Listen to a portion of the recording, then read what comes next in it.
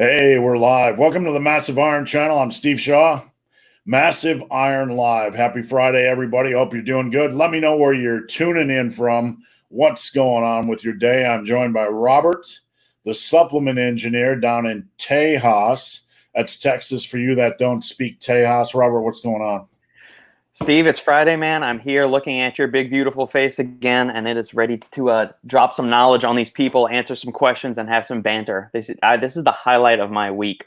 I look forward to this every week. So the more time I get to spend with you and helping the people out there, the better it is for me. Well, Robert, you keep that up, and I'm going to have to put a ring on your finger. I've got one on this hand. Well, I need one on this hand to match, so we'll be good. Yeah. Guys, we will answer any questions you have. Training, diet, nutrition, supplementation, off topic, doesn't really matter. I like to keep this fun. Like to keep this lively. Robert is a supplement engineer, a supplement expert. You guys don't know Robert. There's very few people I would call an expert in the industry. Robert is one of them. So if you have supplement questions, shoot them my way. Robert also knows hypertrophy or muscle building like most people don't in this industry. So you got muscle building questions or nuanced questions, let us know. And let us know where you guys are from, how things are going in your world. I'm going to share a little story about my world, and then Robert, you can. Let you have story time, and then we'll get going. I was supposed to have a race this weekend in West Virginia, a 12-hour race, and it's 96 degrees because of COVID. They've had to change and alter things.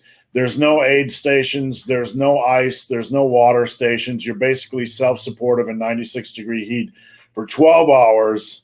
So it sounds like a good way to die. So we're not going to do that race. I'd actually kind of rather catch COVID than run 96 degrees for 96 degrees for 12 hours. But that's just humor, folks. Don't panic and give me hate comments. I'm not telling you. We're not making political statements on COVID. We're just making funnies. What's Not going yet, on? at least.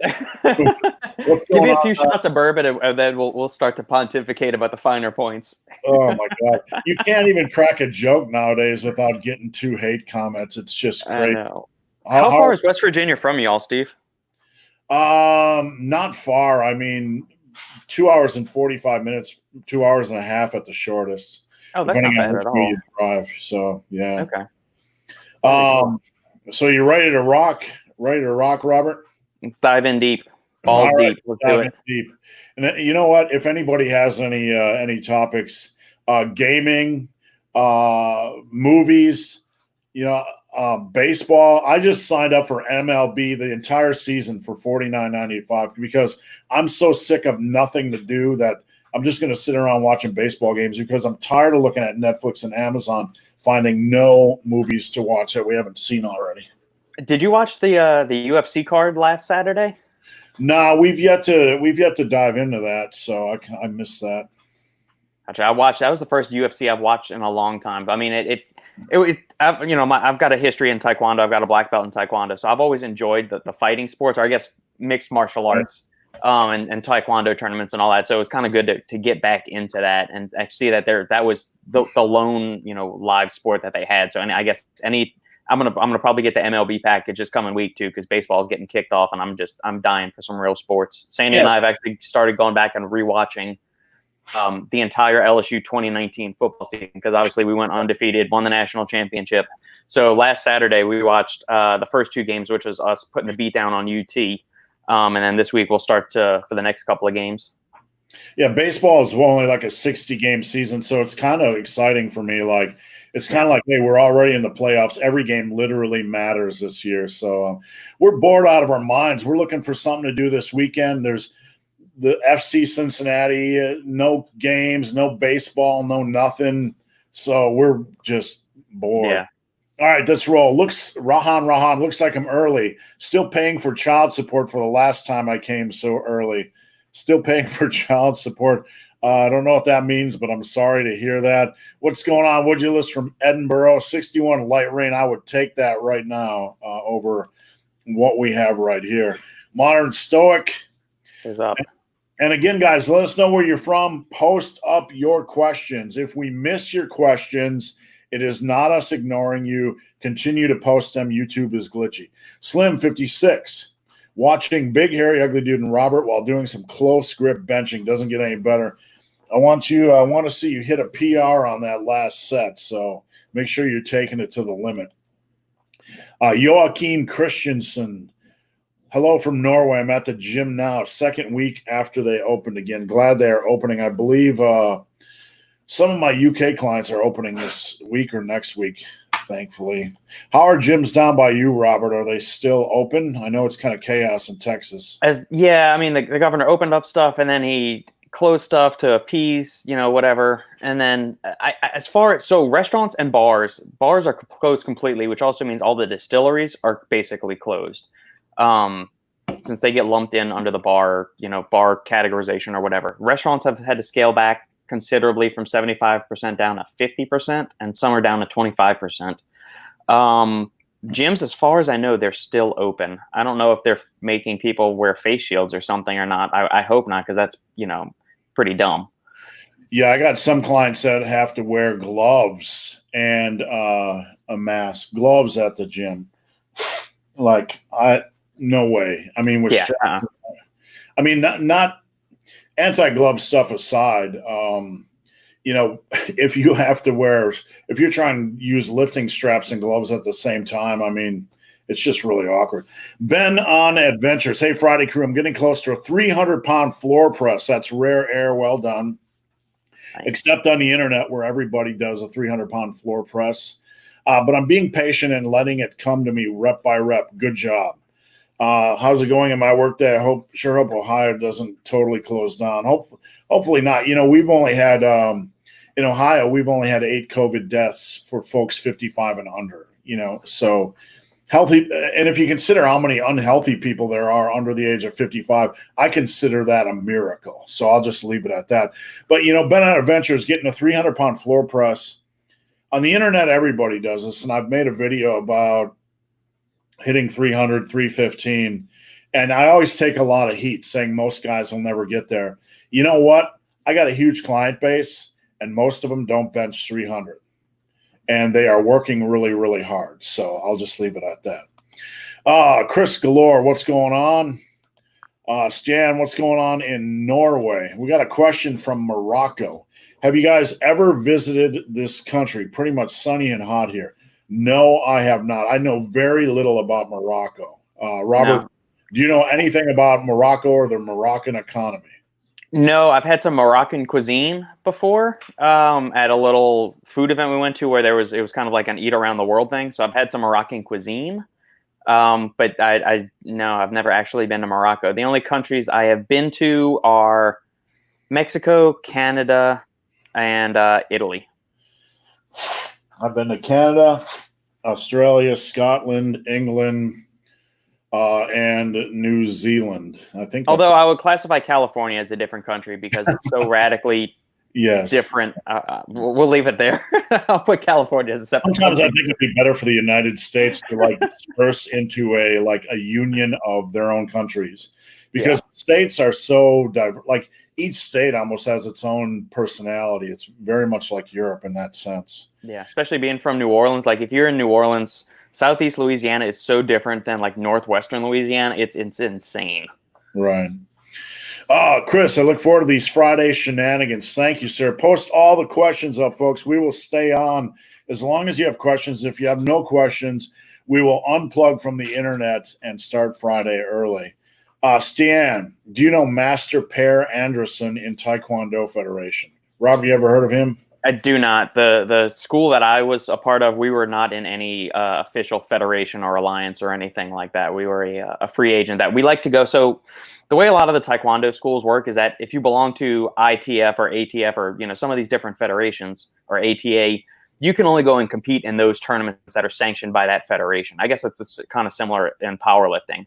We were open to where we wanted to go in any tournament just to compete against whoever was open, not to go just, in this little niche. And so you can be with all your buddies in this federation. We like to go in any kind of open tournament are the ones that we entered into as far as weapons, kata, or sparring. All right, let's see what we got. Slim Shady. Anybody tried Doug Brignol's method of training? I know the name, but the method of training escapes me. Is this anything you've heard about, Robert? No, I'm looking it up right now to see. All right. Hold on, folks. We're going to take a peek at this. Sally, I see your comment about collagen supplements. Hold tight. You're not far down the queue. So, veteran competitive bodybuilder, fitness. So he's a biomechanics expert. Let me see what his training. We're looking for Doug Brignol's method Yeah. of training. You know, whenever you guys can send this to me on Instagram in my DM at Ben the Barman. And while we're waiting, if you guys need coaching, check out the link below. I got a few coaching spots. Just open up a new app, which is more comprehensive, can track my clients better with greater degree of accountability. Anything, Robert? No, high reps is what it looks like. All right. All right. Like a 50, 40, 30, 20, 10 kind of thing. Okay. Sounds like a good way to, get a stress-induced migraine or something, exercise-induced migraine. Seriously. Yeah. High rep stuff, man. Like the only time I picked up an exercise-induced migraine was doing a deadlift challenge with Lobliner and what's the guy, the trainer from the UK? Shit, I forgot his name. Chris Gethin? No. Yeah, Chris Gethin. Yeah, Chris Gethin, yeah. Well, I know in one of Gethin's programs, he does like a 50, 40, 30, 20, 10 thing. And that's what I've pulled up a couple of different articles, and that's what it seems like. He does one exercise per muscle method. He does a 50, 40, 30, 20, 10 rep sequence, adding weight on each set. He goes to failure or gets close on every set. All right. So, Robert, I'm going to stop you there. You know how much I like arbitrary number schemes, right? You're a big, big fan of them. I'm a big fan of arbitrary matrices, okay? 5x5s, 10, 50, 40, 30, 20, 10. Like, I've made workouts like that before, but I've tried to give some rhyme or reason why they exist. But lifting is not arbitrary. And whenever I see an arbitrary, thing like that, it basically causes my testicles to shrivel. I will say I've done a 5, 4, 3, 2, 1 bench program. But the way it works, or the 1, 2, 3, 4, 5 bench program, but the way it works is like you take your heavy set, like say 225, you do 1 rep, then 2 reps and 3 reps and 4 reps. And then the last set, you try to get more than 5 reps. And it's just a progression approach. But whenever I think about arbitrary number schemes, I try to give them something that isn't arbitrary, if that makes sense. Yeah. And the way I'm thinking is that 50, 40, 30, 20, 10 thing, I could understand using that maybe for like a machine exercise if you're going for like a metabolite or a metabolic stress component in your workouts. But do you really want to put a barbell on your back and do 50 reps of a squat? I mean, your low back and all of like the supporting muscles are going to get fatigued way before the quads do in that instance. And then at that point, you're just making yourself systemically tired, not actually fatiguing the tissues that you want to grow. Yeah, the issue with doing that sort of stuff on compound movements is the weak muscle group is going to take the beating the most. And you got your spine loaded, even though it's not a lot of weight, but you're going to transfer a lot of stress on your lower back and,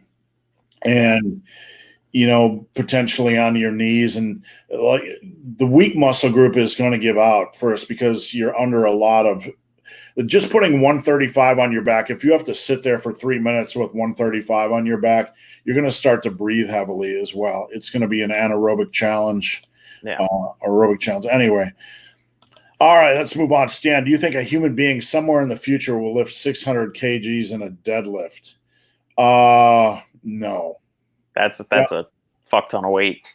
No, I mean, you can the thing, you're going to reach limits, and I know people would disagree with me, but chemically, we got different mechanisms in the body. We have the muscle system. Then you have connective tissue, and all these have to be strengthened to the point where they can handle that. You might be able to induce greater potential in a muscle for hypertrophy or strength potential, but you got to be able to strengthen the rest of the body to keep up with those muscles. I mean, what are your thoughts about, Robert, on the future of lifting and how PEDs would even have to change for that to be possible? Whew. I mean, it's all right. So, Eddie Hall looked like he was bleeding through his eyeballs when he did the 500 kilogram left one. Thor looked like he probably could have put another, 10 kilos on his lift. Cause I mean, he looked super smooth when he did his 500 pound or 500 kilo one.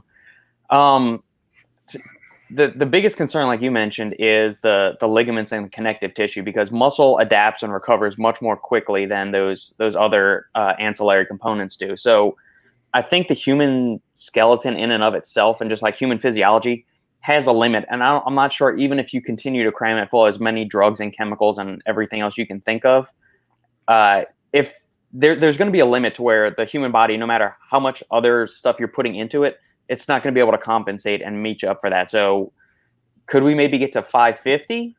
Maybe. At 600, I mean, that's I don't know if the human physique structure is built to withstand something like that sheer amount of force, regardless of how dense your bones are, how strong you make your connective tissues, how much juice you're on, and all of that stuff. I'm sure somebody out there right now is thinking about the argument, well, we didn't think somebody would be able to sprint at a certain speed or run a marathon in under 2 hours. That's not those types of debates are not equal, because that's a performance increase, right? You're not taxing the body with additional weight. That's performance increase. And it's not extremely demanding, any more extremely demanding than, the guy 20 years ago. We're just refining training. We're refining our understanding of recovery, et cetera, et cetera. Technique. Yeah. Technique. Because, 50 years ago, technique wasn't where it is now. So, but it's a curve on any sport. The closer we can't continue to go, forward on everything. The further in you go, the better you get, the harder it's going to be for that next step. So it's not a linear curve. Exactly. All right. Chris Galore, the governor here in Pennsylvania, got employee of the month at bars in West Virginia and Ohio, while PA bars were closed. The Pennsylvania governor? Maybe, I guess, because everybody's leaving Pennsylvania and going to frequent the bars that are in West Virginia and Ohio, like going out of state to buy all the liquor. So that's why it increased their sales in those other states, since he shut down everything in his own state. I don't know much about it, but I thought like he was one of those knucklehead governors during all this that was making a lot of really bad decisions. But I could be wrong. I try not to stay up on this stuff anymore, because it's like brain decay. It's like eating too much sugar. Yeah.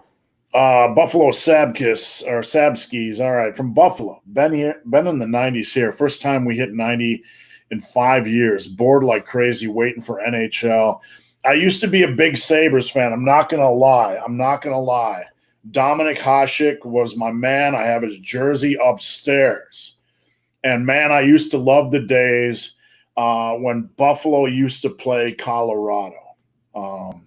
Patrick Waugh in the goal and as the goalie. Yeah, Patrick Waugh and Dominic Hasek. Man, I used to love. I used to love seeing those Detroit and Buffalo, and I might be messing up my hockey players, but yeah, I'm missing sports as well. All right, Sally.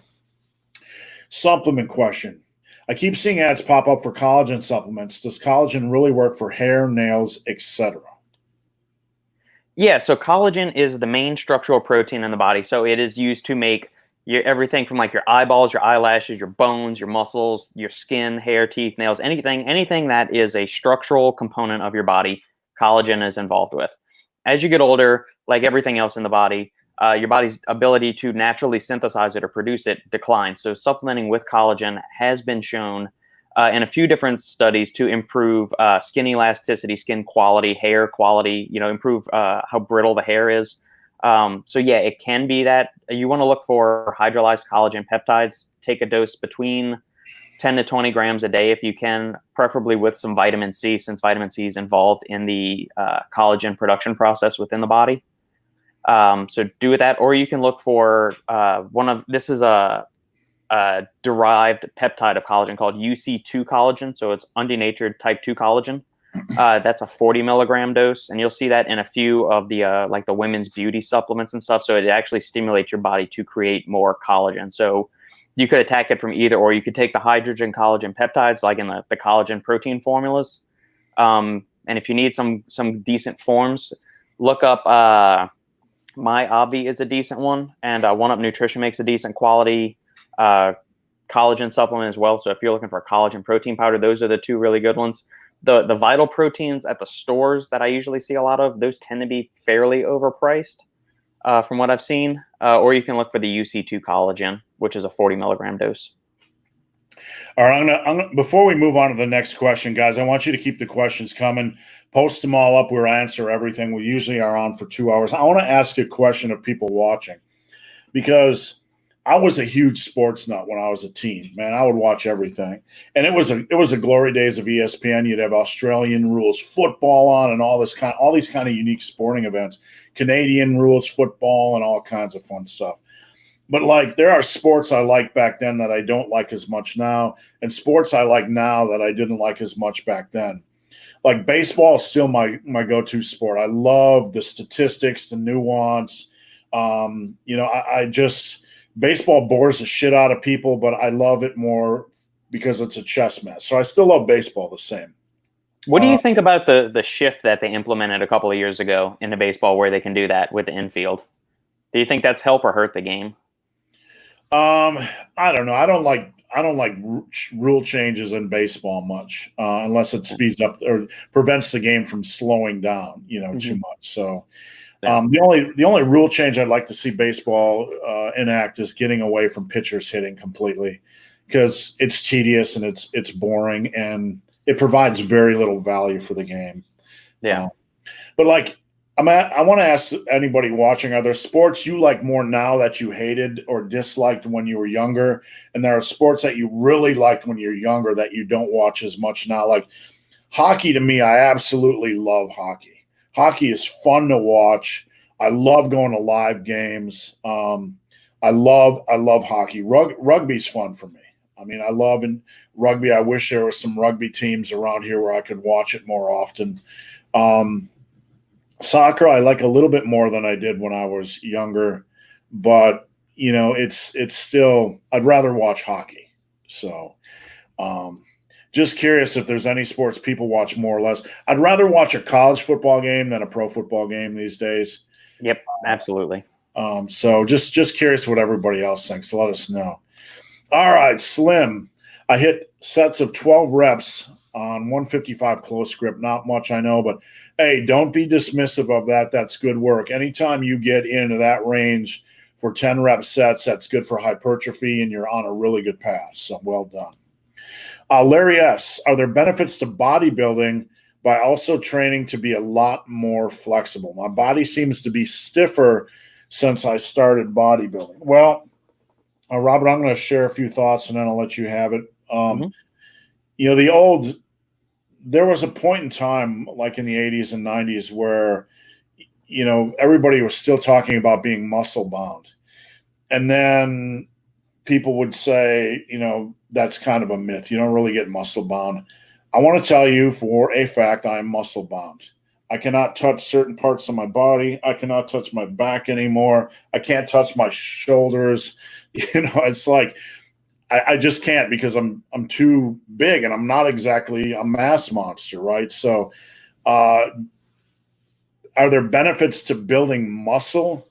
And that's what bodybuilding is, building muscle by being more flexible. I think flexibility can help with quality of life. I don't know that it can help with bodybuilding. Robert, any thoughts? A couple of things. The reason you might be stiffer since you started bodybuilding could be to the fact that your muscles are sore and they're stiff from being stressed. But if we think about, what is actually happening at the tissue level on muscle. So you're putting on a load on your body. So let's use the squat, for example. You're putting the load across your back and you're descending into the squat. By definition, you are stretching the tissues in your quads there and in your glutes. So everything is going to get stretched out under load, which is also, going to benefit hypertrophy, since being stressed under load or stretched under load is a way to drive hypertrophy. But at the same time, you're also improving your flexibility, assuming you're using a full range of motion. You're not doing these little choppy, bouncy reps and all that. If you take your time and descend into the squat properly, you're going to work on improving your flexibility and your mobility there, and then driving back up out of the hole. do you want to do maybe some additional work? Like if you're tight and if you're sore in your delts from benching too much, or if your shoulders feel tight, yeah, doing some extra mobility work or some flexibility stuff could help you. But I wouldn't, I would think that is more probably you're feeling stiffer because it's a new stressor to the body and a new stimulus. So maybe work on some of your recovery modalities too. Just to touch on flexibility and one more point, the older we get, we tend to lose mobility and flexibility. And, even though I'm very fit compared to the average 52-year-old man, my flexibility and mobility sucks. And that's a quality of life issue. So I used to laugh at things like yoga until Alan Roberts introduced me to it. And I wish I had time for things like that. I do.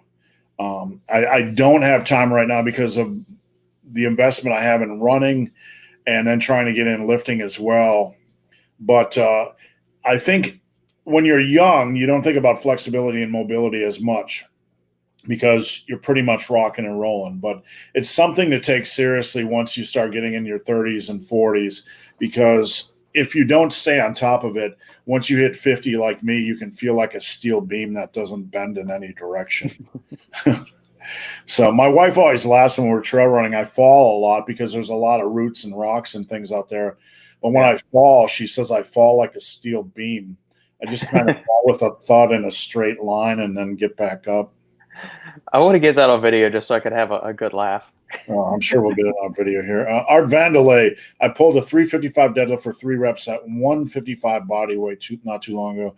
That's a really good deadlift. Well done. That's pretty close to a 400-pound deadlift at 175 body weight, so you are well above the curve. So nice work. Alec, any tips for helping encourage my parents to diet and exercise? Both are almost 60, obese, diabetic, hypertensive. Mom also has rheumatoid arthritis as well as osteoporosis and hypothyroid. Wow. This is what when I take people on in a coaching, in a coaching environment, this is what I warn them against. Diabetes, you're looking at, limb numbness, numbness in your extremities. You're looking at possibility of limb loss, early death. And I warn women about osteoporosis and cancer risks. So helping them, look, I'm going to share my opinion and then I'll let Robert have the floor here. But, me and my wife joke a lot when we're running that I've just spent, by the time I hit 60, I'll have spent like 42 years just giving it nonstop, right? I'm like, when I hit 60, I still want to be active, but I want to chill a little bit, right? So I don't know, man. Once you reach age 60, I know you love your parents, but they might be in that stage of life where they're like, the fuck bucket's empty. They've dealt with so much bullshit in their life. They're just like, I'm going to have my cigar, my whiskey, and my pizza and just enjoy the rest of the years of my life. So it might be hard to reach them. It's very hard to motivate somebody externally. They would have to look at the risks of what they are doing and realize the time on the clock is almost done. So, Robert, any thoughts? Yeah, this is something, I mean, I've struggled with because, my dad is over 60.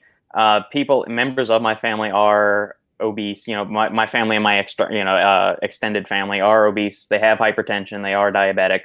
My mom's got rheumatoid arthritis. I don't think she's got osteoporosis though. But I mean, this is the scenario that a lot of people will find themselves in. And it's something I'm still struggling with on how to deal with and how to approach my family members. And the younger me, when I first really started becoming a zealot about fitness and nutrition, back in 2010, I was like the loud megaphone saying, you need to eat healthy, you need this, and you're doing a lot of finger wagging and doing all this stuff. And that's the complete wrong way to do it. I mean, you turn people off. You become that asshole that's always, coming across as the judgmental person. And that's not something you really want to do. It didn't get to an extreme level with my family, But I mean, there were tense moments where, it's not something comfortable is what I would say. I would say, if you want to sit down and talk to them about it, approach it from a place of love and caring, not you're going to die, you're a horrible person. Don't do that. Just say, hey, if you have kids, maybe tug on the heartstrings and say, do you want to be able to see your grandkids grow up? I mean, you can do things like that, or just say, hey, you are my parents. I love you. You've raised me to be this successful individual. I want to see you grow and, live out your days as long and fruitfully as possible. So you approach it from that standpoint instead of trying to say, I know what's best. You are living a shitty life. You're not taking care of yourself. You're a wreck. You're a mess. Don't ever approach it with the finger wagging mindset is how I would describe it. Come from a place of love and understanding and be willing to work with them. At the same time, like Steve mentioned, their fuck bucket might be empty, at which point you would just need to realize that, hey, they are a grown ass adult. They've lived their life. They are capable of making their own choices. Whether you agree with them or not, you just have to respect that this is how they want to deal with their life. Perfect example, the city of New Orleans. It has some of the most delicious food that you will ever encounter in your life. That city is very unhealthy. But you know what? Nobody gives a fuck. They want to be lazy. It's really hot and humid in New Orleans. There's not a lot of people exercising outdoors. They want to eat their food. They want to drink their drinks, have their really luxurious desserts, and no fucks are given. No fucks are missed.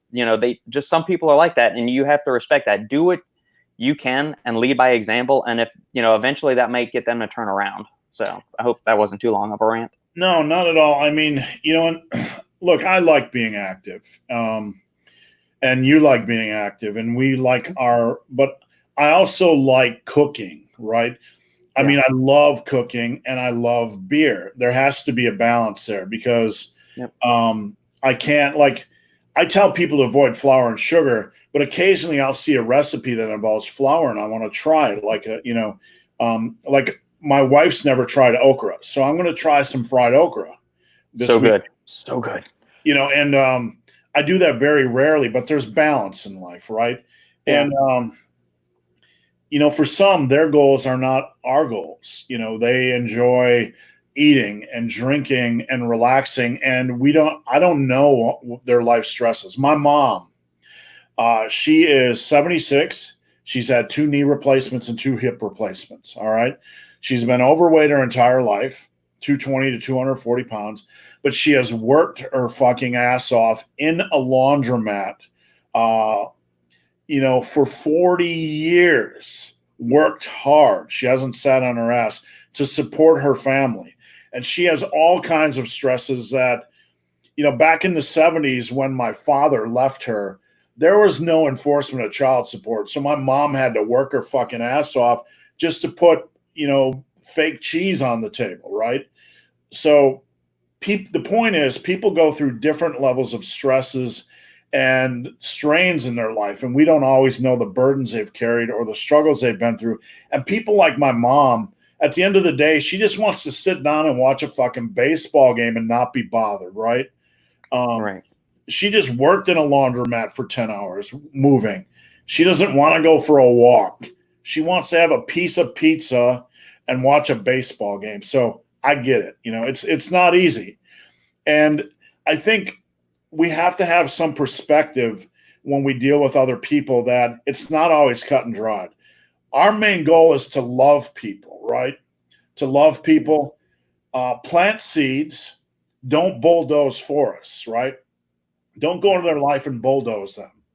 Plant seeds. If you're having maybe offer to cook them a meal or something that would be a healthier meal, but still involving foods they like, but maybe make it something that is delicious and healthy while including things that they like, so it doesn't come across as like you're just trying to give them this big old plate of raw vegetables that nobody would really want to eat. People come to plant seeds. What does that mean? People come to me all the time and say, man, I hate running, but I wish I could run like you. And I plant a seed, just go hiking, man. Just go out in the woods and hike. People equate like running to running around your block or running on pavement. And it's the same with nutrition and other forms of exercise. They have a predefined notion of what it has to be. And sometimes just planting a seed, telling them, oh, it doesn't have to be like that. You don't have to work out 4 days a week. You can just go lift twice a week if you want. Sometimes that just opens doors for people. So just keep that in mind. All right, we could probably do a whole 10 hours on that subject alone. That's a pretty intense subject. Yeah, that was a great topic. That was a great comment. Chris Galore. Robert, sorry, I missed the live the other day. I was traveling with limited Wi-Fi. You're fired, Chris. I'm insulted. Yeah, as punishment, please PayPal us. All right. Jonathan Taylor. Jonathan is a client of mine, working really hard, rocking the consistent weight loss. L-arginine and glutamine. Do you recommend these supplements for weightlifters? Nope. Those are two of the most overblown, overhyped ingredients on the market. Enough studies have been done that showing that they both have poor bioavailability. Glutamine may be effective for bolstering the immune system and overall gut health if you're taking like 10 to 15 grams a day of it. L-arginine gets metabolized way too quickly and broken down in the gut. It doesn't reach the bloodstream, so it's not going to boost nitric oxide production or anything. If you're looking for a replacement for arginine, look for something either L-citrulline in the 3 to 6 gram range, or citrulline malate 6 to 8 grams. You could also look at something called nitrosogene, which is an enhanced form of arginine that's been shown to be as effective as citrulline malate. Glutamine, it's the most abundant amino acid in the body. If you're consuming an otherwise healthy diet and eating enough protein, you're not going to be short on glutamine at all, short of you being involved in getting like 3rd-degree burns all over your body or being in a severe accident. All right. Thank you, Robert. And if anybody has any follow-up questions for any of this stuff, please post them below. I can't encourage you guys enough to post your questions, because Robert and I were talking before the start of this live video, we're always looking for interesting questions, new and different stuff. And, if you have an interesting or new question that you don't think's been asked before, please post it on up. Art Vandelay says, Thor lifted like a monster. It's very disconcerting to see these guys do this stuff. Like when I worked my whole life to get to close to an 800-pound deadlift, and then I had to eat myself to death to get there. It's mind blowing. They've also got some special sports supplements that you weren't on either, though. So I mean, that helped a little bit. They're also giants with a wrist size the size of my neck, so that helps a little bit as well. Yeah. It's kind of like this era reminds me of the era with Mark McGuire and Sammy Sosa. I know they were taking drugs, but it still requires a hell of a lot of skill and dedication to do what they do. Sammy Sosa, Mark McGuire, or these monsters deadlifting 1,000 pounds. Well, yeah, I think my opinion has gone back and forth over the years as far as PEDs in sports. But I mean, if you're thinking about it, no amount of testosterone, growth hormone, whatever you're taking is going to impact your ability to see the ball coming at 98 miles an hour on a downward curve and then knock it, 400 feet out there. That hand-eye coordination, that testosterone is not affecting that. So there is some, God-given ability or practice that goes into it. It's not purely just the chemicals. But yeah, what do you think about that, Steve? Do you think, should professional sports just open it all the way up and just say, hey, if you want to hop it on, great. If you don't want to, you don't have to? I don't know, man. Each sport is different. Like football concerns me because you have these, like when you look at each sport attracts a specific type of body type or athlete. Football attracts strong individuals that can take and deliver punishment and that have speed, right? Is that fair? So you give them free rein to take drugs, and they're bigger, stronger, faster, and far more punishing. And I don't know, it's more dangerous than allowing the baseball players to have free rein. I would agree. Baseball players, everybody could be on drugs and they still can't hit a ball. So, right. But move the fences back. Give them drugs, move the fences back. Who knows? Somebody's taking something out there, right? So Yep. I don't have the answers. I really don't. It's an interesting question, though. It certainly is. Nick Pell, what's some tips and pointers on beginners and workouts and how to maximize recovery, including frequency and volume for growth? This is my normal wheelhouse, but I'm gonna dump this in Robert's plate and let him start off. Oh, thanks. I would say maximizing recovery starts first and foremost with performing a reasonable amount of volume. So I'm gonna probably rip some of Steve's talking points here. Right. But you set yourself up. The best way for recovery is to be proactive in how you're programming yourself and setting up your lifestyle. So are you consuming enough total calories during the day? Are you consuming enough protein each day? Are you doing a reasonable amount of volume? If you're going and trying to do 40 sets for chest in a workout or across the week, a lot of people, even people on performance substances, are going to have trouble recovering from that if they're pushing themselves to the max on every set. So, start from square one. What are your goals? Figure out a reasonable training program. If you need a good training program, go check out any one of the ones Steve's written. He's written like 1,000 of them over the years. So go check out those. And get lined up, get your diet on point, get your stress on point, because even though exercise stress and psychological stress are two different types of stress, from the body standpoint, they're basically the same in that it's taxing your recovery ability. So if you are super stressed from work, from family, or you're not sleeping well, you need to get all of those in line, because those are going to detract from your ability to sufficiently recover from your resistance training workouts. So, modulate the volume, keep it reasonable, consume enough calories, consume enough protein, around 1 gram per pound per day, 1 gram per pound of body weight per day. And then get enough sleep each night. And that should be, that's the basic foundations for setting yourself up for maximal recovery. I just want to start with this point. And when it comes to lifting, bodybuilding has a specific end goal. Okay. That goal is to put all the pieces in play to maximize the muscle building process. Okay. So football has an end goal, baseball has an end goal, golf has an end goal. We train in sports.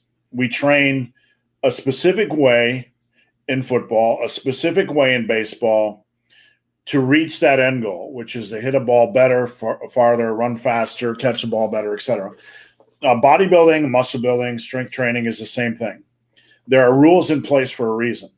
Football players and teams and coaches don't go out and say, we're gonna train 10 times, 14 times this week at 4 hours a pop because more is better, right? There's a balance. And you might say, oh, they do 2 a days. Well, they're not all on the field at the same time, like for 8 hours a day, right? Yeah, and it's different modalities if they're doing it too. I mean, one session might be their strength stuff. The other one might be like conditioning drills. It's two different things. It's not the same thing both times a day.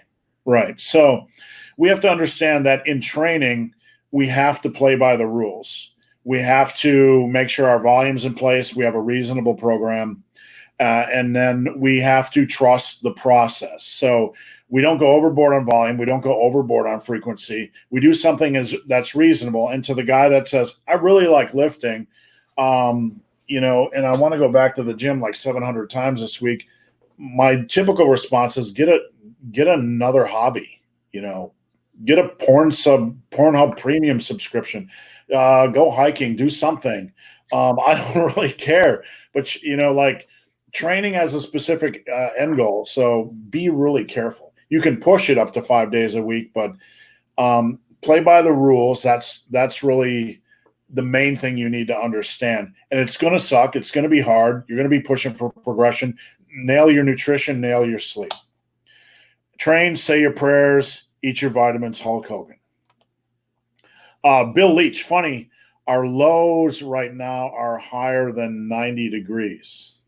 Good grief. Where is he? That's probably like Texas. I was watching a comedian this week. What's the comedian that does the Hot Pockets skit? Kind of the chunky red-haired guy. Gaffigan. What's his name? Jim Gaffigan? Yeah. Yeah. He was talking about being in Las Vegas, doing shows in Las Vegas, and there's a skit about the heat, and it's absolutely ridiculous. So Australia is the same way. My wife talks about heat in the 110s. Like I can't fathom it, because we ran in Australia during the fall or the spring, and it was like hotter than fuck. So I don't get it. Yeah, Monday of this week, it was 106 was the normal temperature. The heat index was like 110 or 12 or something. When the last 2 weeks are running, it's been 90 plus degrees every day, and it just absolutely zaps you. You're just flat. You have nothing left, even in the shade. All right, OHJ, thoughts on DMHA, Robert?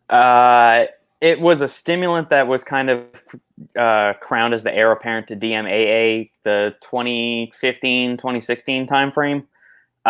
Since then, it's kind of had its gray status in the industry has gotten even murkier. Most manufacturers are not sourcing it these days anymore. They are not finding a reputable quality one is going to be very hard. And if you're getting a pre-workout from one of these bathtub brands that just kind of pops up over the night, I would be very skeptical if it's actually DMHA in there or just some other kind of Franken chemical that they're spiking the products with. The few times that I did have DMHA, and I've used it a good bit over the years, especially when it was, in its height of popularity in 2015 and 2016. I liked it. Did I think it was as good as DMAA?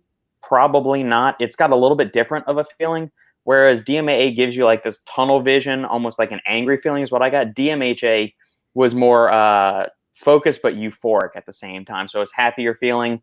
Both of them come with a rapid onset of tolerance to where if you use it, more than 2 days in a row, its effects really start to dwindle. So I would, if you are using it, use it sparingly once every 3 or 4 days, maybe. Don't use it like 3, 4, 5 days in a row. At that point, you're not gonna your receptors get desensitized to it, and you don't really get the effects from it. It does have some vasoconstrictive properties, so take some blood flow promoting agents with your pre-workout, like a citrulline or a nitrosamine or agmatine or something like that. Yeah, that's my thoughts on it. I've never crashed from it. A lot of people report feeling anxious, jittery, or have an energy crash, but I'm fortunate enough that I don't really ever get crashes from pre-workouts, regardless of how shitty or amazing they are. It probably has something to do with my ability to metabolize caffeine and stimulants fairly well. Robert, so yeah, that's my thoughts on it. Robert, you remember I'm not sure if you ever ran into the supplement muscle marinade. It was a pre-workout. Do you remember the company? We talked about that. I want to say, let me pull it up. I'm trying to remember what it had in it, the original version. But when I would take it, Purist Labs, that's it. Yeah. Yeah, Purist Labs. Whatever was in it, when I would take it, I would feel this unbelievable degree of focus. Like the focus was almost addictive. Like I didn't care about the lifting aspect, but just the focus. Like this. What year were you taking it, Steve? Oh man, I don't know, mid 2000s. It probably had DMAA in it, if I had to guess. At that time, it was probably that. I don't know, the focus stuff, man. I would take it when I was working late and writing just to get this incredible tunnel vision. I felt very productive on it. Yeah, the original version did have DMAA in it. I'm pulling up an old article from stack3d.com, and this is from 2017 when they reformulated Muscle Marinade to get rid of the DMAA in it. Yeah, that was definitely what was lighting your balls on fire. So, Robert, I see, what do you got, a Primeval shirt on there? Yes, this is Primevals. I'm gonna put in a commercial real quick before we move forward. Uh-huh. Me and my wife have been filming a documentary called 96 Hours for the last 16 months. You can go over to Indiegogo.com and search 96 Hours. If anybody feels like supporting us, we'd appreciate it. We're trying to take this from small-time documentary to big-time film. If you've ever seen the film with the rock climber doing the documentary where he's climbing without ropes and that kind of stuff, we're trying to do a running documentary that's at that level, at that quality level. And we got a film crew coming in from London. We're going to be submitting the film festival. So if anybody wants to support us, please head over to Indiegogo.com, search 96 Hours. Even $5 or $10 would really, really help. But we're looking for a that wants to get on board and get involved with the project. We're looking for a quality company. I approached a couple, some that I used to work with, and they're kind of, they don't see the value in it. So, but we use protein powders, we use pre-workouts, we use things like that. And we're looking to, work with somebody. So if anybody out there is interested in working with us in this project, we would love to talk to you. All right, that's enough of my commercials. Slim 56, I love football. It's becoming too political now. I do love ice hockey, especially seeing the game in person. You know, we talked about this last week, I believe, but sports, you really don't want politics. Sports is an escape. So I agree with you. The NFL talked about putting Black Lives Matter on the sideline. This is going to cause some issues and hate comments, but right? I don't want to think about causes while I'm watching a football game. If the NFL wants to support something, great. But the fact that they're going to put on, like the NBA is going to allow on the back of their jerseys, like players to put whatever they want, political statements and stuff. I just want to watch basketball. So. Yeah, that'll be a quick rest. I go to movies and sports to escape the nonsense of real life. If you're gonna bombard it and infiltrate those avenues with that, I'm just gonna stop supporting those things. I watch the college versions. I like college sports more anyway. So, I mean, we're all human beings and we're multifaceted. We all have political beliefs and spiritual beliefs. But when when you're watching a movie and all of a sudden there's like a product placement, and they make sure to show Coca-Cola right there, or you're showing a futuristic science fiction movie and they got a billboard the size of King Kong that says Coca-Cola on it, you kind of are pulled out of the movie a little bit.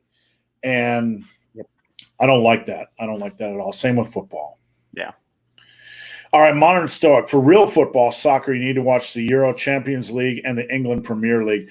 I am curious if anybody would know if there is a Roku channel that you can actually subscribe to and watch that, because I would actually give the England Premier League a go if I could subscribe to $80 a year and watch some matches from in America. So I don't know. I don't know anything about that. Robert, do you guys use a Roku? We used to have a Roku, and then we got the Amazon Fire Stick. So we've got two of those because we got them on Black Friday sale when they're only like $30 a piece or something like that. So we've got one for the TV in our bedroom and one for the living room TV that we have. I'm also and we've got different apps on it. I'm also curious about rugby because I'd love to watch a top level rugby match. Just be able to turn in on my Roku and watch something would be fun. All right, Buffalo Sabskis, hockey for all my life. Lots of people have told me you can't grow or tone your calves or forearms, but I've noticed significant toning to these areas. All right, forearms. You certainly can. People that say that have never done physical labor over the course of their life. They're full of Ray Shitsky. They're full of shit. People ask me, how do you get such big forearms? Physical labor. I was a machinist, and for about 3 years, I had to pull bolts out of engine blocks. So a lot of cranking. So, excuse me. Calves are a different story. Calves, first and foremost, have to be trained. Hold on, I got to rattle my dog's cage. It's licking its ass over here, and it's a little bit distracting. It's like at the ass buffet, and I'm trying to fucking think here. Calves, the main problem with calves is people don't train calves like they do chest or biceps. That has to be the standard. And you have to do that for a long period of time. So many people, and I've met some of them, hashtag Mark Lobliner. So many people with shitty calves, hashtag Mark Lobliner. So many people with shitty calves complain about them, but I don't see them training their calves like they do their chest in the gym, hashtag Mark Lobliner. Like, I haven't seen, I know Mark. I worked with him for God knows how many years. I never seen him train calves like he does chest. So the people complaining that their calves don't grow, the challenge is for the next 3 or 4 years, train them like you would your big hairy chesticles and then report back. I don't know what's going to happen, right? But I do know that 99.9% of people with small calves don't train them like they do their chest, hashtag Mark Lobliner. Robert, any thoughts? That was awesome. I don't know how fucking Mark trains his calves because I've never seen him train his calves. So anyway. I mean, yeah, you hit the nail on the head. Hit those muscles if you're really serious about growing them. train them like you would any other body part. Heavy weights, sufficient amount of volume, progressive overload. If it really is a priority for you, make that the first goddamn thing you do in your resistance training routine. So if you want to grow bigger calves, don't do them after you've done 15 sets of squats, leg presses, RDLs, leg curls, leg extensions, and lunges. Do them first. Start your leg workouts and start your chest workouts with calves. Start your leg workouts with calves. Do 12 to 15 sets per week. Push it hard. Do a variety of exercises. So do leg press calf raises, do standing calf raises in the Smith machine if you want to, do seated calf raises, do single leg calf raises off a step, holding like a heavy ass dumbbell or something. You won't need a ton of weight if you're doing single leg, and make sure you're actually using the muscles and not relying on momentum or the rebound, the elasticity of your Achilles heel to bounce up and down. Make sure the actual gastroc and soleus are doing the work there. When's the last time you seen anybody post a calf workout on Instagram? Can't say. I thought so. All right. So yeah, the main reason for me going all crazy on this question is because when I see in your comment, lots of people have told me, just know that, quote, lots of people aren't training calves like they are chests. So I can't get in here. Lots of people are full of shit because they aren't training their calves like that. So just know that. There's actually, I would love to see a long-term study on people with small calves, hashtag Mark Lobliner, that train them for 1 or 2 years with a severe degree of intensity and see what happens. So anyway, we'll move on. Epic. Hashtag Mark Lobliner. Been on Adventures, my sports ranking, #1 college football. You really can't go wrong with a good college football game. 2 NFL, 3 NBA. NBA I used to watch a ton of when I was a kid. Larry Bird, Magic Johnson, all the golden era guys. And the NBA, my Bucks finally have a good team, but I just have no interest in watching. No real reason, just no interest. MLB, college basketball. I like college basketball, but it's not even close to college football for me. Hockey in person, minor league baseball, and NASCAR. I used to watch a lot of NASCAR, but the 6-hour, 5-hour things, too much, too long for me. Minor league baseball, they stretch it out too much. They're shooting cannons and T-shirts and dancing shit. Like it's a show, everything in between innings. And it's like the last game I went to was 3 hours and 45 minutes. I took my kids and they were like, please don't ever take me again. I don't care how many pounds there are, T-shirt cannons and shit. The game took forever. So I don't know. Maybe that was just me. Robert, you ever been to a minor league baseball game? Yeah, in New Orleans, we had the New Orleans Zephyrs. For a time, they were the minor league affiliate of the Expos. Then they got picked up by the Mets at one point. They kind of do a round robin. They went to a bunch of different teams. And then the Zephyrs left, or they renamed it, and they renamed it the stupidest fucking name you could think of, called the Baby Cakes. King Cakes. Okay. Yeah, and this was actually voted on by the people of New Orleans. What does that tell you? So King Cakes are something that come around during Mardi Gras time, and I guess this was supposed to be something like that. They should have named them so New Orleans had a minor league baseball team way back, 50 years ago, called the Pelicans. The Benson family owned that name. So when New Orleans got the basketball team, when the Hornets left, or the Hornets went back to Charlotte, they renamed the New Orleans Hornets to the New Orleans Pelicans, which doesn't fit at all. I mean, that's one of the stupidest mascots in the entire NBA. The Pelicans are much more fitting for the baseball team. But yeah, I went to a ton of baseball games, minor league ones. They were AAA growing up all the time. My dad would take us there. We would get tickets. My mom was a nurse at one of the major hospitals in New Orleans, and she would get tickets right behind home plate. So we would be able to sit there. I saw 2 or 3 no-hitters in person. Yeah, I loved it. I love watching baseball in person. It was great. I would take Sandy there on dates sometimes when we were in high school. She hated it because, baseball is really boring for her. Right. But I love it. I grew up playing baseball. Professional or minor league. I've never been to a single or a AA game, so I don't know how sticky they get with the stuff. Right. The Zephyr games weren't too bad. I mean, they had little antics in between each inning, but it wasn't anything too crazy or obnoxious. Well, the game I remember, it was actually a 1-0 game that went 3 hours and 45 minutes. So it's hard to get a 1-0 game 3 hours and 45 minutes. But Damn, that's milking it. anyway, minor league hockey is really exciting. There's a team, Cincinnati Cyclones, that's local, and hockey is hockey, man. I mean, college hockey, minor league hockey, it doesn't matter. Hockey's fun to watch in person. Yeah. All right, Buffalo Sabskis. My dad was had me at 44 and worked 40 years in a row without a sick day. He's 74, overweight, and likes to watch Columbo all day. He's in the fuck it stage, and you know what? He earned it. My dad's in the fuck it stage as well. My dad served 2 tours in Nam. My dad smoked all of his life before knowing how bad it was to smoke. And my dad's lungs are deteriorating, but he still smokes. He's in the fuck it stage. You know, he knows he's at the end of his life. And he just watches war movies and does what he likes with the last minutes of his life. And I have to respect that. Yeah. Red Line Fitness. I believe apple cider vinegar is just hype. A lady at work swears that goalie gummies with apple cider vinegar in them curbs her appetite. All right. So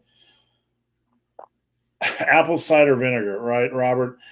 This is actually a great topic because I have so many neo hippies on my feed. That's going to offend somebody, okay?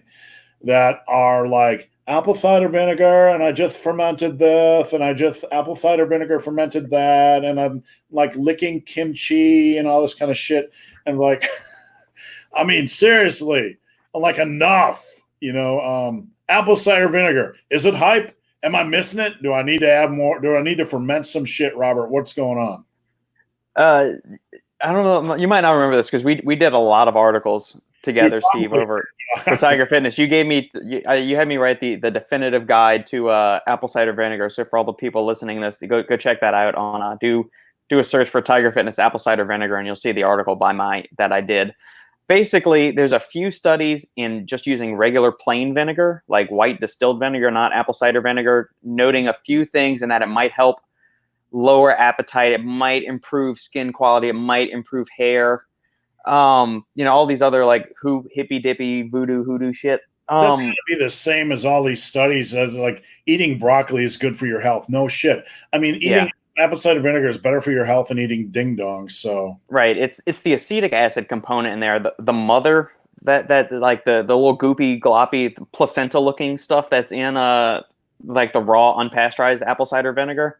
It's claimed to be micronutrient dense, but there's really no research on its potential health promoting properties. If apple cider vinegar is your vinegar of choice when you're making a salad, sure, it's got some health promoting properties by way of being part of a salad. Might it help curb our appetite? You know, this is where I struggle with this. When people come to me and they say, man, I'm taking a supplement, it's really working for me, it's making me do this, I'm crushing my workouts and all this stuff. When they show me what they're using, and I know what the science says as far as the ingredients in there, the product's either underdosed or the ingredients are just dog shit and they don't do anything. At the same time, it's giving them the perception that it's working. So it's doing a good thing in helping them control their appetite. So do you burst the bubble and, you know, shit on their parade and say, the thing you've got is crap, it's not doing anything? But, you know, or do you just kind of say, hey, you know, the evidence isn't really there, but if it's working for you, go ahead and do it. I don't think there's anything magical to the gummies. I mean, I find it funny if she's taking a gummy, it's something to curb her appetite, but gummies are usually loaded with sugar. Well, if you take apple cider vinegar along with, I think I threw it out. Somebody stopped by and gave me some magical, what's the hemp oil? The shit everybody's fucking. CBD oil? CBD oil. If you take apple cider vinegar and CBD oil, you'll never have a fucking problem in your life, and you'll live to 217. It's the cure for Corona too. I mean, but I asked you a while back, and in all seriousness, not to be silly here, but there's an effect in coaching and an effect in supplementation that you just referenced. When somebody takes something new, their performance improves. When you can take a training program, basically take the same exercises, the same volume, and slice it in a different way, and they're going to get better results. This is scientifically proven, but I asked Robert, I've seen a study on it. It's a real thing. Saying I've seen a study, it's a real thing. It's pretty lame to say, but it appears to be a real thing from what we understand. You give somebody a new variable, they're more excited, they believe in it, it's a new thing, they perform better, etc. Yeah. So, if you tell them don't take it, it's useless, you're basically kicking them in the balls because they got something that works. Yeah, I mean, I don't believe that there's any magic to apple cider vinegar. There's a paltry amount of evidence showing it might have some very fractional benefits in a few things. But hey, man, if she believes in her mind that these gummies are helping her reduce her cravings and stick to her diet, then shit. I mean, there's worse things she could be trying to, as long as she's not trying to walk around to your other clients and push it on them or trying to sell them on it like some kind of a pyramid Ponzi scheme or something, then, let her do her thing. I must really aggravate some of my clients and a lot of people that come to me for advice, because anybody that knows me knows I'm like, this is bullshit. This is bullshit. This is bullshit. Eat right, train, say your prayers, and eat your vitamins, right? There's no magic. And when somebody is touting something as magic, immediately default to skepticism, because if this was truly magic, if this was truly an appetite suppressant that was highly effective, we would all know by now, because all these women in their little clutches and their little, office environments, they'd be taking it going, hey, through the apple cider vinegar, I've lost 22 pounds this month. Like, they would all know because it would work, and they'd all be drinking this shit like it was God's. I just about said God's urine. I'm going to get some. I just said it. I just said it, and there comes the hate mail. But it's just humor, folks. But you know what I'm saying. Yeah. If this was really a thing, oh, my God, I can't believe I said that. I'm going to get so much hate mail. It just came out. But, if this was really a thing, we'd all know about it, right? If there's no magic. All right. Can we edit that out? Where's the producer? You just got to download it, and then you'll have to re-upload it. Oh, Steve, that was awesome. Things you say in public that you probably shouldn't say in public. I didn't mean to offend anybody. It's just, but it's kind of like that. If it was really a thing, people would be, drinking it like it was handed down from God himself. Right. Jonathan Taylor says, thank you for the tip on those supplements. NADPAD. Can you build a decent-sized physique using only body weight training with high frequency? No.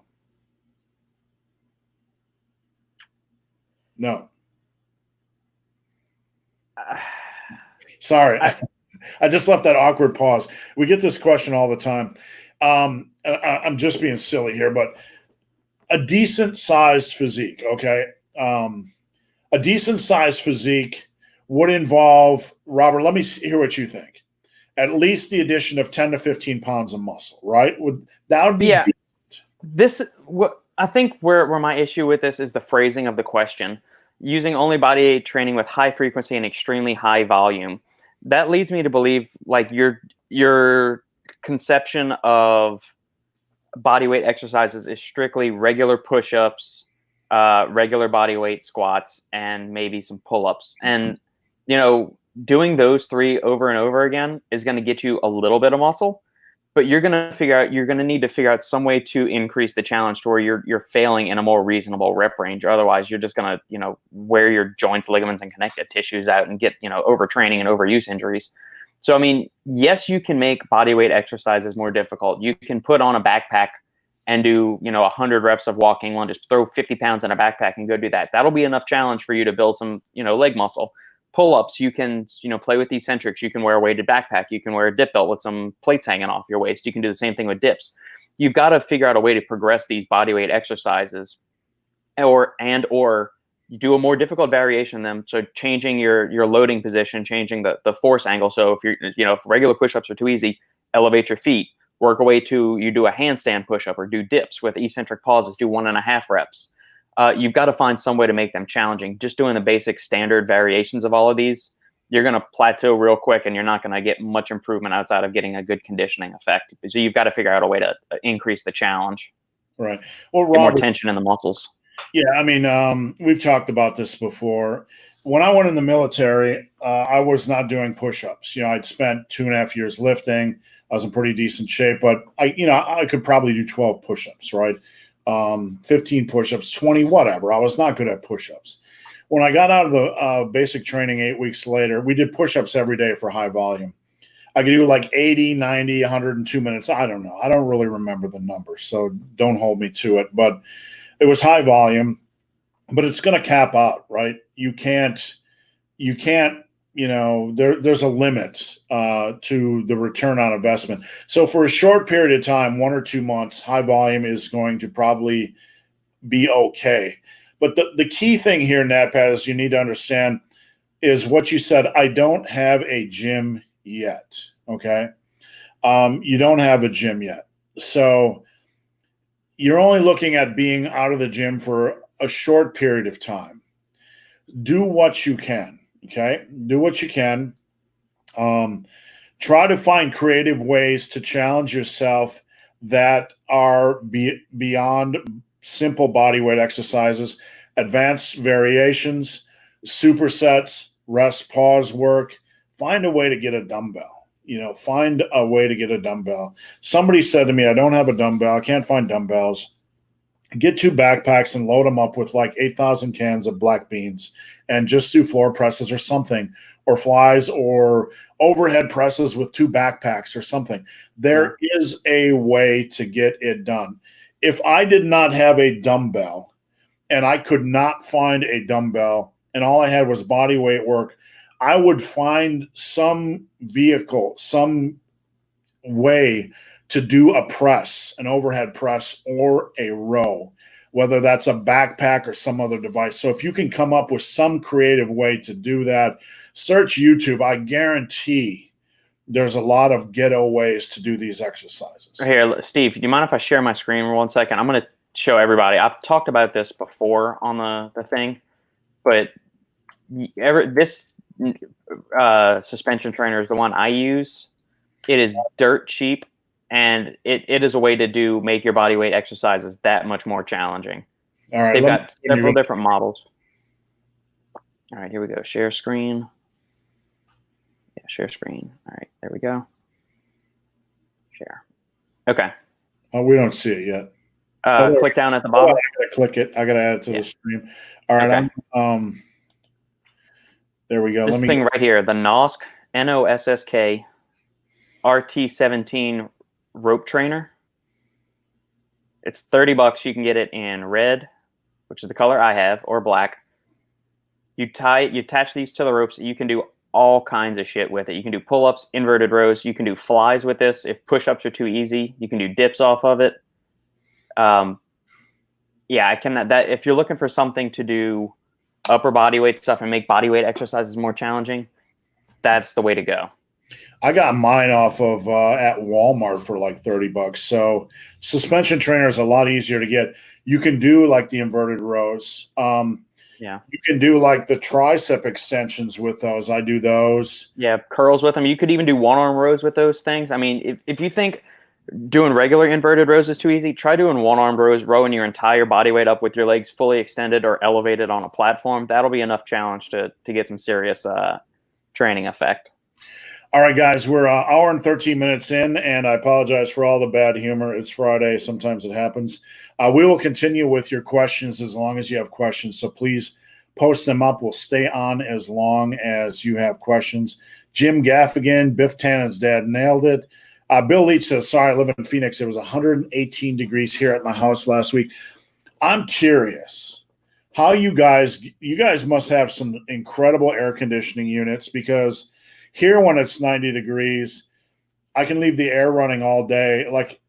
And it's hard to get it to drop. The temperature slowly creeps up, even with the air conditioning on. So I don't know how you guys do it. You must have some powerful air conditioning units. All right, NatPat, do you have any recommendations on vegetarian vegan cookbooks? I want to start including more plant-based foods. Hold on. Yes. Hold on. I'm going to go grab some off my cooking shelf. I'll be right back. I got some right here, so I'm going to show you what I got. Let's see. What do we got here? Let me pull back the curtain. We got All right, here's one right here. I don't know if you can see it. Vegan 100, okay, by Gaz Oakley. It's got some really good recipes. Let's see. I got a couple more, so hold tight. I got 3 more right here. Okay, Thug Kitchen. Eat like you give a fuck. The Vegan Instapot. And Vegan Comfort Classics. Okay? So people are going to ask, why do you keep, Big Hairy Ugly Dude, why do you keep vegan cookbooks in your library? Well, we all need more vegetables in our diet, and we all need ways to find and make those vegetables taste better. And what better way than to go to vegans, right? They are master of the art of making vegetables taste good. So how to cook everything, the basics. All you need. It's a good entry book for everything that you can imagine. It's got meat stuff in here, non-meat stuff. Delicious. I like some roasted red peppers right there. There you go. Another book by the same guy, Food Matters Cookbook. This is when he started getting really heavy into eating mostly plant-based stuff. And then this one, just because I like this guy as a chef, and I've made several of the recipes in here. Rick Bayless, Mexican Every Day. He's awesome. Yeah, we ate at Rick Bayless's restaurant in Chicago last year. I forget which one it is. But excuse Robert, he has a message from Pornhub, so we... I thought it's a 512 number, so I thought it was our toddler's daycare, but it wasn't. It was we're doing a refinance on our house, and it was the agent saying, "Here, we need to send some other documents or something, so that can wait." So every now and then when I post a vegan cookbook on social media, somebody laughs. You know, what are you doing? You're converting to veganism. You can learn so much from the way vegans cook. Like when people come to me and they say, man, I want to eat more vegetables. I don't know what to do. Get some vegan cookbooks, man. Vegan comfort. I want on vegan comfort food. You know, you can do some crazy things with fruits and vegetables. So use it as a learning experience. Sebastian Rue. If a beginner can do 12 reps with one weight, but I can't do 1 rep with the next, should they push for higher reps? You know what? I would need to know more information because that is nearly impossible. And I'm not trying to be dismissive, but that has to be a very, very, very unique case, you know, for that to occur. Generally, the biggest area you're going to struggle on is an isolation exercise. Like you could do dumbbell flies for 12 with 20s, and then when you move up to 25, it'll feel exponentially more difficult because you're increasing by 25%. So that's generally an issue you see with isolation exercises, but I've never seen a case where you're dropping from 12 to 1. I'm assuming you're using that in a hyperbolic way to kind of stress your point. But if you're doing 12 reps and then you drop down to 6 or 7, yes, you could train to 15 or maybe even 18 with a weight before you progress. Robert, any thoughts? Yeah, I think you nailed everything pretty much, Steve. If you're already pressing a certain weight at 12 reps, just basic laws of strength and muscle that you would be able to do at least, 8 reps with the next highest weight, at least 6. Right. Yeah, I mean, that's pretty much the issue. So we're not being dismissive, but we would need to know what specific case that is because that's extremely unique. And again, I'm assuming you're kind of just maybe made up an example to kind of stress the point. So maybe you could explain a little bit more. Yeah. Buffalo Sabskis. Buffalo gets -20. I am from the frozen tundra area in Wisconsin, somewhere between Milwaukee and Green Bay. And the last winter I was there with wind chill, I took my dog out and it was -47 with wind chill. And people say, what's that like? And it's like being 12 degrees below zero. You don't know the difference. It's cold as cold. It's like at some point your body can't tell the difference. You just numb. Bundle up or stay inside. We lived in Michigan for 1 year, and from July 2015 to July 2016. And one morning in the winter, and it was a very mild winter by Michigan standards from what we were told. It got to -3 one morning. And I mean, it felt just as cold as when it was like 10 degrees outside. I couldn't really. I'll say this, like, what's the difference between 10 degrees and -20 degrees? I'll put it like this. 10 degrees is like putting your hand on a table and having somebody smash it with a hammer. -20 degrees is like putting your hand on the table and having somebody smash it with a sledgehammer. Like, both of them hurt. Both the outcomes going to be the same. You know, there might be a little bit more damage, but after you get hit, you kind of feel the same for a long time. Yeah. It's, you know, I don't know. Bill Leach, I know, why do I live here? We all live here from October to May weather. You don't. The guy that's in Arizona. You can't shovel sunshine, that's for sure. That's the quote of the day right there. But we don't have to cut grass in these months. Just pay a plow guy $10 a month. That's nice. Those are the real heroes, the plow guys.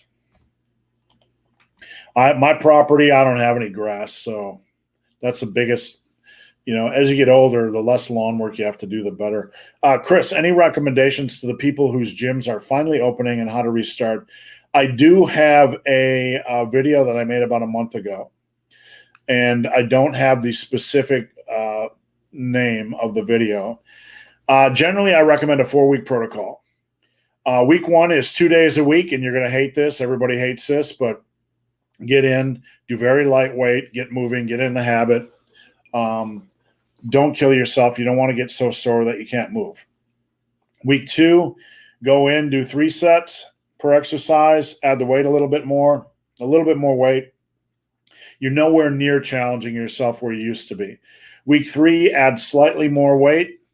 And after week 3, let's say you were benching 225 by 10 before the lockdown. Week 3, you might be like 165 by 8, okay? You're feeling things. You're easing back into things.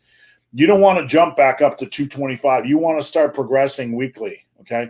What I did after I had stitches in my finger and I couldn't bench for a month, I went in and I started with 135 on bench by 10, and then I did 165 by bench on 10. Then I did 185 by bench on 10 by 10 on bench, whatever I'm saying. You know, that I had to go through the process as well. So, Robert, any thoughts?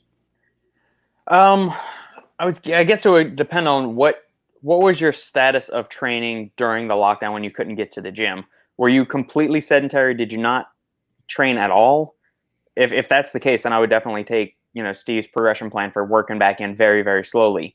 If you had a home gym set up and you were still training, you know, as reasonably hard as you possibly could, given your equipment limitations compared to what you were in the gym, the acclimatization period and the getting back to where you were is going to be a little bit shorter. But same things. Make sure you're eating enough food, sleeping enough. Go easy those first, you know, week or two back, and then, you know, ramp up based on how you're. Don't go balls to the wall the first couple of sessions. Even if you think you are, just give it, you know, this is a lifelong journey here. It's not a sprint. I know you're chomping at the bit to get in there and you know, wreak 7 kinds of hell on the weights, but, you know, look at the long-term game plan. You will make progress. Just, you know, take it slow and then ramp up, and you'll be back to, you know, fighting weight at no time. All right, I want to play a quick game here before we advance to the next question. And I want anybody watching to pay close attention to this game because it's a challenge. I want you to look at Chris's avatar, stare deeply into his eyes, and post the first word that comes to mind. And we'll wait for you. Chris has this WWE fuck you doing stare. So it's awesome. It's an awesome avatar. So post the first word that comes to mind when you give Chris a stare down. All right. Dave, thoughts on Rain energy drink formulation? I mean, it's like every other energy drink. I mean, it was made as a direct competitor / rip off of Bang. It's 300 milligrams of caffeine. That's what you're paying for. You're paying for that and a bunch of flavoring. All of the other little things that they list on the side of the can, the CoQ10, the BCAAs, all of that other shit. It's doing fuck all of nothing. You're paying for 300 milligrams of really, really tasty caffeine and carbonation. Now, So that's not a knock. That's not a knock, but I mean, just understand what you're signing yourself up for. I think they taste good and they get the job done. But am I gonna go buy a bunch of energy drinks? No, because I've got a bunch of pre-workouts here that accomplish the exact same thing. So, to each their own. I don't think the formulation's anything magical. It's really good flavored caffeine, fizzy water. I'd like to hear what people think because I'm a Monster guy. I love Monsters. I actually buy cases off Amazon. I have to have 2 every day. And like I've tried Reign, I've tried Bang, and I don't like the taste compared to Monsters. As far as formulations, Robert, is there really any benefit to moving beyond a Monster and going to a Bang or a Reign from an ingredient standpoint? No, I mean the biggest differentiator is the caffeine content. Assuming you're not drinking one of Reign is no sugar. Some of the the original version of Monster has sugar in it, so I guess that would be a big differentiation there. But if you're doing the Monster Zero, then obviously it's going to be 0 calories. But I think what Monster has in like 160 to 180 milligrams of caffeine per can, depending on which flavor you get. Where Bang and Reigns are 300 milligrams a piece. So outside of that, all of the other little additives that they sprinkle in there, they are not in any efficacious amounts to confer any additional benefit. That's what I figured. Thanks, Robert. I mean, that's a really good point. A lot of these things will sprinkle stuff in, and people will think they're getting a benefit from them. We were at the convenience store the other day, and the clerk is like showing me their aloe vera drink with all these additive, this and that, and this and that. And it had like 240 calories, and I got diabetes listening to it. So just understand it's not cost effective, and there's probably not enough ingredients in there to make anything worthwhile. The Real Slim Sadie says, "Thank you for everything." Thank you, sir. Chris, Robert, are you and Sandy going to try the new Ghost energy drink? If Ghost wants to send us some drinks to try, sure. I'm not going to go pay for energy drinks. I've got enough pre-workouts here at the house to take care, and coffee to take care of all of my caffeine needs. No, I'm not going to purchase any of them. If they would like to send me some to get my feedback and thoughts on it, sure. The thing with like the pre-workout niche and the energy drink niche is they're so super saturated, and anybody getting into that market is trying to make a money grab that's not going to work out for them. It's not. It's like playing a lottery ticket. You have to have some point of differentiation in there that just is a home run compared to somebody else. And it better be the flavoring, because caffeine is caffeine, bubbles are bubbles, and pixie dust supplements are pixie dust supplements. So you need to have some reason, something to bring to the game that will actually gather interest. All right, Woodulus. I bought 2 by 1 kilogram tubs of peanut butter on special offer for $3.99. But Ryan Humiston says eating nuts kills gains. So is it all the lectins and phytates and anti-nutrients that are in nuts that's going to kill the gains? Is that what he's saying? Yeah, you know what? Ryan drives me crazy. And anybody that's watching my channel will understand. Ryan is bringing back old school bro bodybuilding. Ryan is bringing back stuff like this. And I can't stress this enough for anybody watching his channel. I respect the iron, but how Ryan looks now, I guarantee it's not a product of how he trains now and what he teaches now. Okay? I guarantee it. It's the old Mike Mentzer syndrome. And I've seen this a million times with bodybuilders. The reason why I stress this is because I've seen it personally with so many bodybuilders. They build a base, and I've interviewed Frank Zane, and he did the same. He said the same thing. He built his base with compound movements, heavy compound movements, which he called the odd lifts. And then after 98% of his muscle was built, he went over to the Ryan Humiston side of life, right? So I'm not saying that's not a viable training method, but how these people train now generally isn't what they used to build their muscle base. And you have to understand that. So getting back to eating nuts kills gains. Robert, what are your thoughts? I love peanut butter. I think it's one of the most delicious foods on the planet. I mean, if nuts kills gains, I mean, that's going to upset the vegan population. This is the most fucking ridiculous thing I've heard all fucking month. It is. Or it's like bananas make you fat, like Thomas DeLauer was saying that shit a couple of years ago or something like that. If he really said this, this is the dumbest thing I've heard all month. It's the dumbest thing I've heard all month. It's really, you have to question his sanity if he really said that. I'm sorry, I'm really fired. Nuts are like a bounty of micronutrients, minerals, vitamins, fiber, healthy fats. There's some protein in there. I mean, they're delicious. Eat them. Hot, salty nuts. I love me some hot, salty nuts. Hot, salty nuts. You know, the fitness industry never ceases to amaze me. It's like an endless circle, and you spin the wheel, and every now and then a new clown shows up with the same old song and dance. Like, this is like V-Shreds level shit, you know? I was about to say, I was like, him and Vince should get together and do a collaboration. It's like V-Shreds invaded the body of the guy from the movie 300. You know, it's like, Ryan, what? Every bodybuilder eats peanuts and nuts.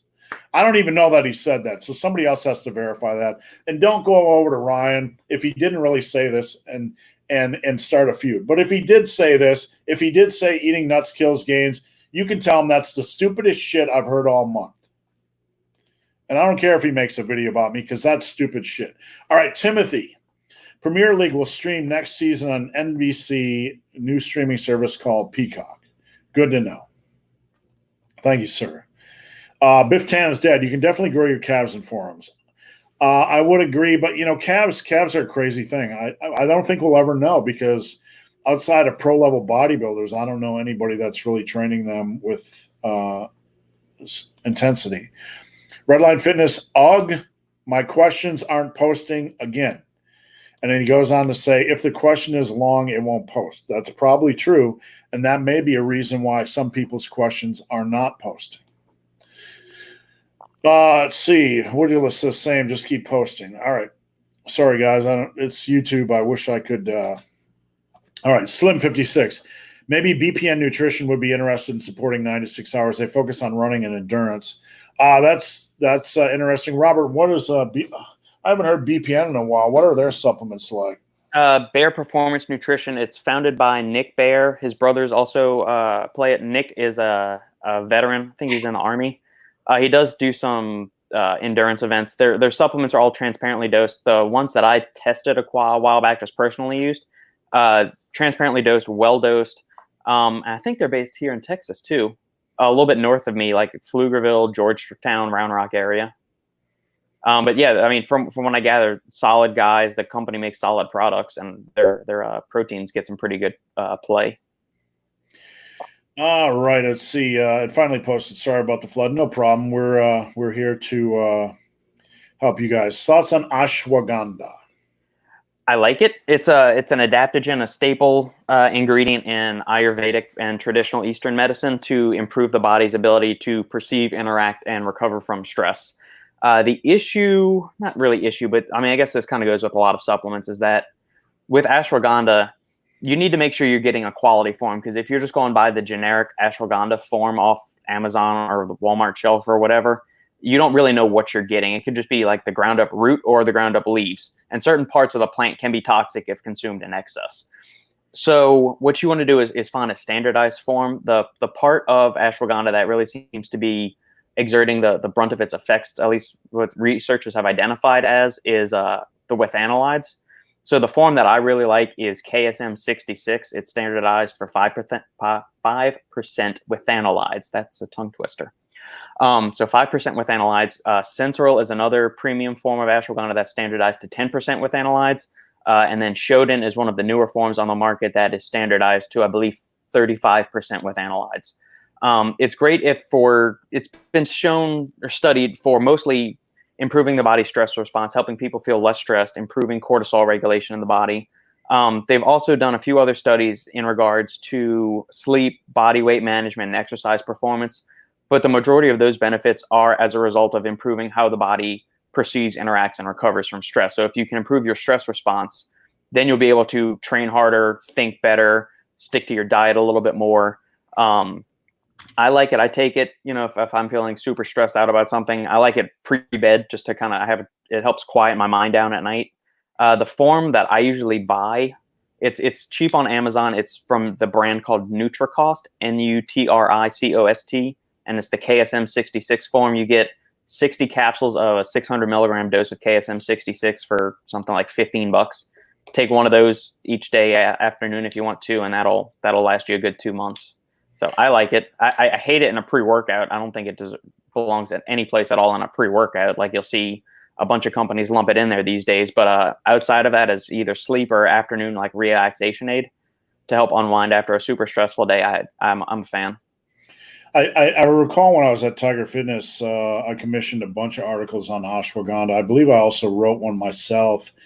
It might be 3 supplements to take seriously for stress or anxiety or something like that. I don't recall, but I was looking for things naturally people could take for stress or anxiety. Would this be something you mentioned? Stress. Mm-hmm. Do you know if there's any research on like anxiety or stress directly related to ashwagandha? Yeah, there's KSM 66 specifically has been studied. There's human trials showing decreases in cortisol, stress, and anxiety symptoms. Sorry if you already said that, but I was trying to search for what I was looking for on Tiger Fitness, so I apologize. Oh, no, you're good. 600 milligrams a day is where they usually dose at 300 milligrams twice a day, or you can just take 600 milligrams at once, and that's usually what I do. All right, Chris says neo hippie, ha. Yeah, that was maybe the best thing I said all day. JMDVOU, what's going on? Thanks for tuning in. Don't forget to hit that like button, smash the like button, because we all like smashing the like button. Al Training, or AI Training, I'm not sure. Thoughts on heavy weighted dips versus bench press versus size and strength. I'm going to share my thoughts, and then Robert, you. The thoughts are both, always both.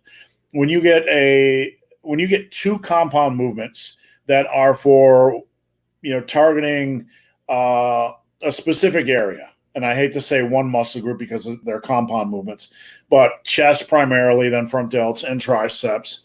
The answer is always both. Do both. There's benefits in both. It's not an either or. So for size and strength, a wide variety is always going to be generally better than one. Robert, any thoughts? Yep, you crushed it. That would have been exactly what I said. Those exercises, as you mentioned, are compound exercises. They'll recruit all of the musculature of the pecs, but the weighted dips might emphasize the lower pec a little bit more, while bench press might emphasize the middle and upper pec a little bit more. So, include both for greatest totality of development of the chesticles.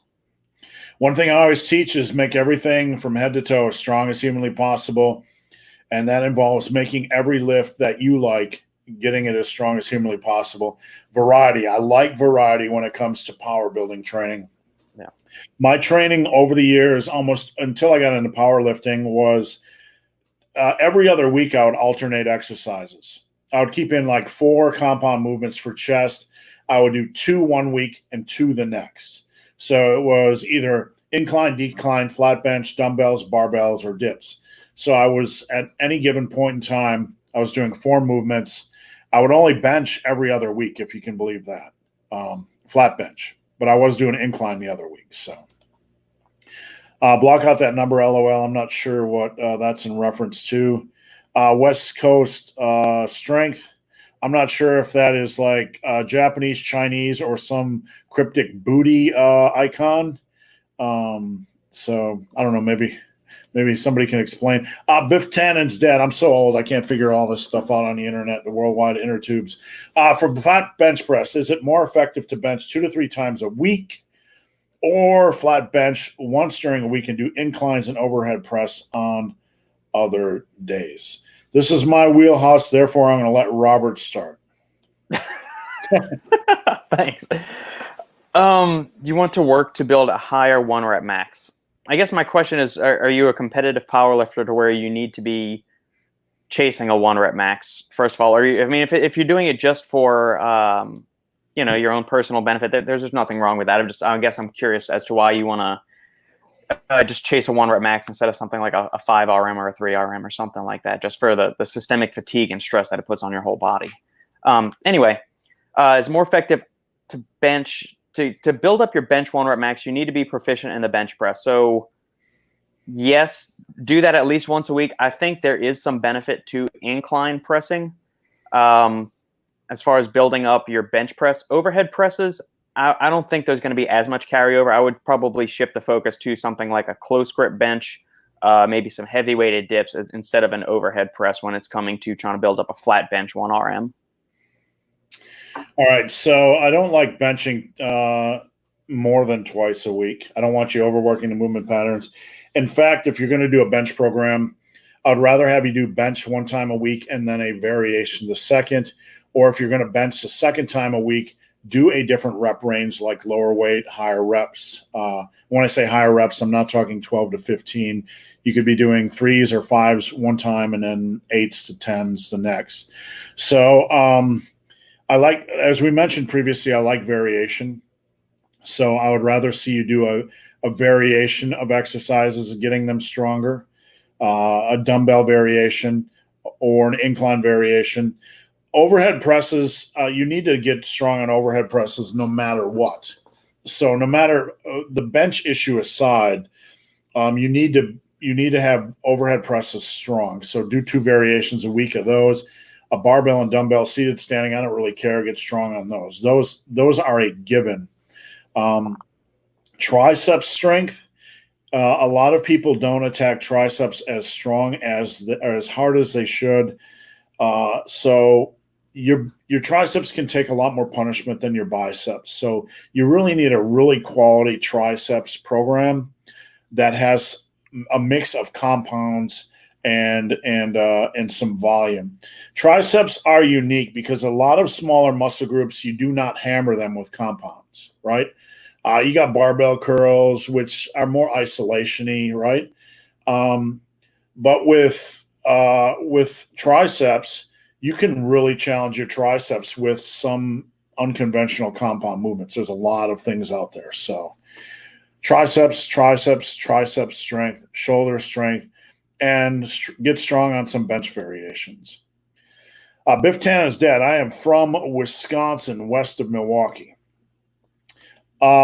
Just back to your question, Biff, calorie intake on bench more than anything is important. So make sure you have a consistent calorie intake and you're not under eating. On NADPAD, to my earlier question about body weight, I also have resistance bands. I'm not too worried about upper body because of the bands, but I'm worried about lower body. We've talked about bands in general, and bands are not a great way to train in general. Body weight's probably better. Robert can chime in on this. Lower body at home, it's super, super challenging. Super challenging. I have my clients doing volume lunges. You can do Bulgarian split squats. You can do pause jump squats where you pause in the hole and then do a jump squat. You basically got to do volume, and that's about your only prayer. Robert, any thoughts? Yeah, if you have a backpack, load up a bunch of heavy shit in your backpack. Do walking lunges up and down the street. You could do Bulgarian split squats with 1.5 reps, or hold a pause down in the hole, then come back up.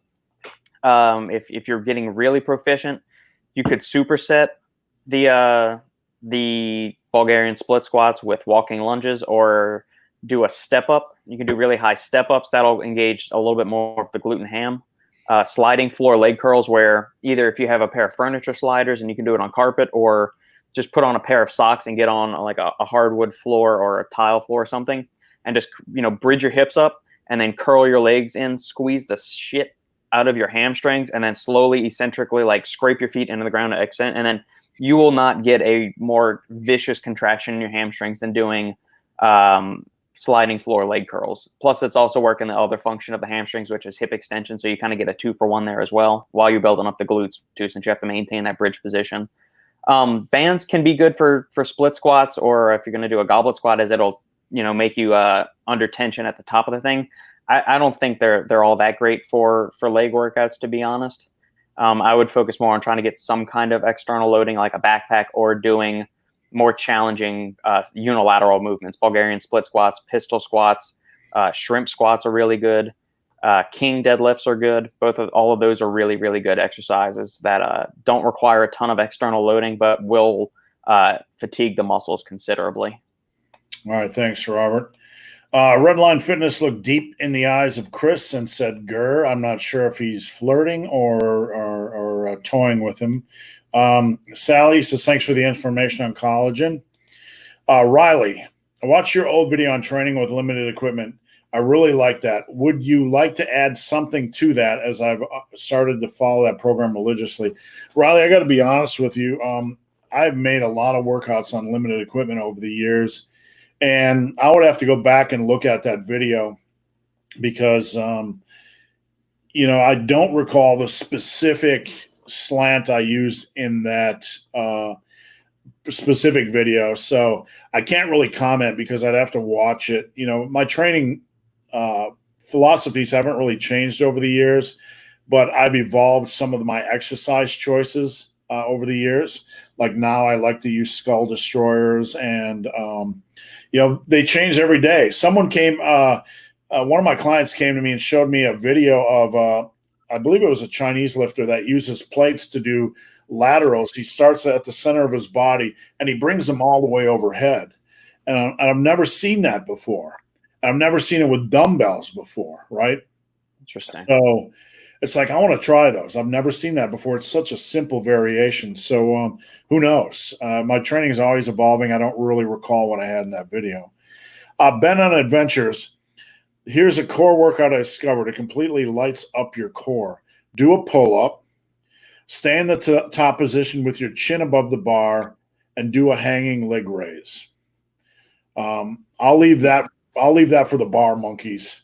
Yeah, you could do that. You can also try doing L chin-ups, Ben, if you ever do that. So automatically start in that pike position where you're hanging from the bar. So here's your arms right here, and extend your legs out that way, and then raise and lower up in that L position doing pull-ups like that. You're basically holding a super strict isometric contraction in your abs the entire time. That will light you up. Yeah, that sounds like a lot of fun. One thing I've done over the years, and I rarely talk about it on video, but it is, you sit down on a bench press station, and this will piss off all the bros trying to bench, but they will also be happy because you're doing an abs exercise, which will probably get everybody trying this abs exercise on a bench station, and then you'll really cause a wildfire at your gym. So you lay down on a bench station, you have a bar, right, like you're going to bench. Put a light weight on, like 10s on each side, or start with the bar, and then sit up from that position. Okay. You're going to need your feet secured. So you start flat, and then you sit up. You're probably going to need your feet secured. Extremely challenging compared to like normal sit-ups and pull-ups. So it's a fun little variation. Not easy. You have to find a way to secure your feet. Have you ever tried that, Robert? I've done something similar, but I did it on the floor and with dumbbells over my head, to where you're sitting like this, and then you kind of crunch up like that, and then you go back down. Right. Yeah. It's similar, but not exactly the same. Yeah.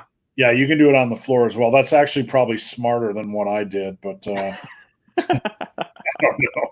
Sometimes I just make stuff up. Sometimes I make stuff up and then realize it's been a thing for 20 years. I'm like, wow, who knew? Jeremy O, does GABA help with rest or anything else? Okay, so some background. GABA is the body's primary inhibitory neurotransmitter. So what it does, it slows down the firing between and the signaling going in between the neurons in the brain. So it runs counter to glutamate, which is one of the excitatory neurotransmitters in there.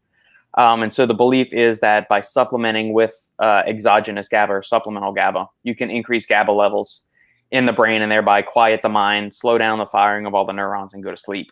The evidence on GABA supplementation is conflicting. A lot of people think that because GABA cannot cross the blood-brain barrier, it's ineffective for improving sleep quality. Yet we've got other evidence in humans when they're taking, I believe, close to a gram a day of GABA, that it does improve sleep quality regardless of if it crosses the blood-brain barrier or not.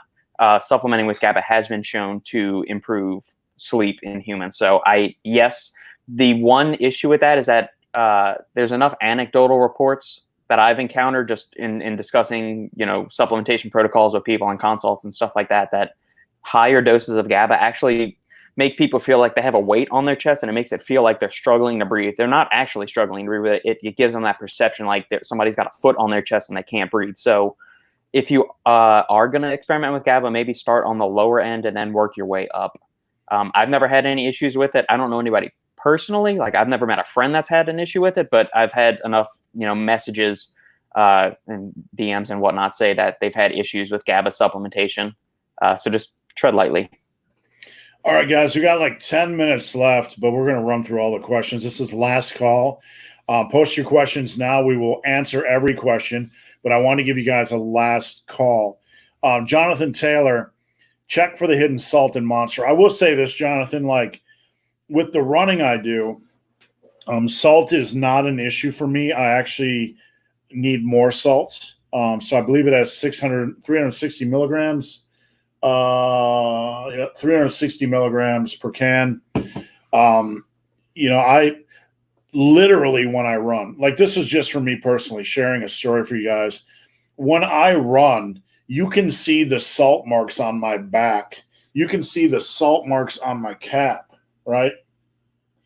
Like my backpack zippers are welded shut with salt. So like for me personally, it's true. It's absolutely true. For me, I can't get enough salt because of the outdoor physical activity I do. But for the average individual, Robert, 360 milligrams, is that about 10% of daily salt intake? What is that? 2,400 milligrams is the daily suggested amount. The 2,400 milligrams, so it's a little over 10%. I guess I find it amusing the way he wrote. He said, check for the hidden salt in Monster. There's no hidden salt. It's listed right there on the can. So, I mean, by FDA labeling guidelines, you can't hide the salt in there. It's just, it might be a high salt thing, but the average person that is physically active and is healthy doesn't need to really be concerned about sodium, especially if you're exercising in outdoors, where they've done studies in athletes that are training outdoors and they can lose between 5,000 and 10,000 milligrams an hour of sodium. Yeah, that's to my point. With me running 2 hours a day in the heat, I would imagine that I can peg pretty close to 20,000 milligrams in 2 hours. You said upwards of 10,000 milligrams per hour. Yeah. In a very hot environment. Yes. Yeah. I would not doubt that at all. Especially like I ran 3 50K races last July, and it was a battle to figure out how to get enough salt to digest in my body. So, but we had an article on Tiger Fitness about athletes and sodium intake. Athletes need more sodium intake. Generally, anybody that's struggling with high blood pressure, because sodium is usually associated with high blood pressure. Mm-hmm. Just remember, and I'm not a doctor, and neither is Robert, but when it comes to blood pressure, you need to focus on reducing processed sugar, processed flour, and the myriad of chemical additives that come in processed food. If you look at one piece of processed food, that might have, people can say, hey, it's a small amount of additives and preservatives, et cetera, in one. But if you look at the overall impact you're having on your system over the course of a week, that's something we need to take seriously. We also need to take seriously things like potassium intake, the sodium potassium balance. Robert, just because we're talking about blood pressure, mm-hmm. What can you add as far as nutrition and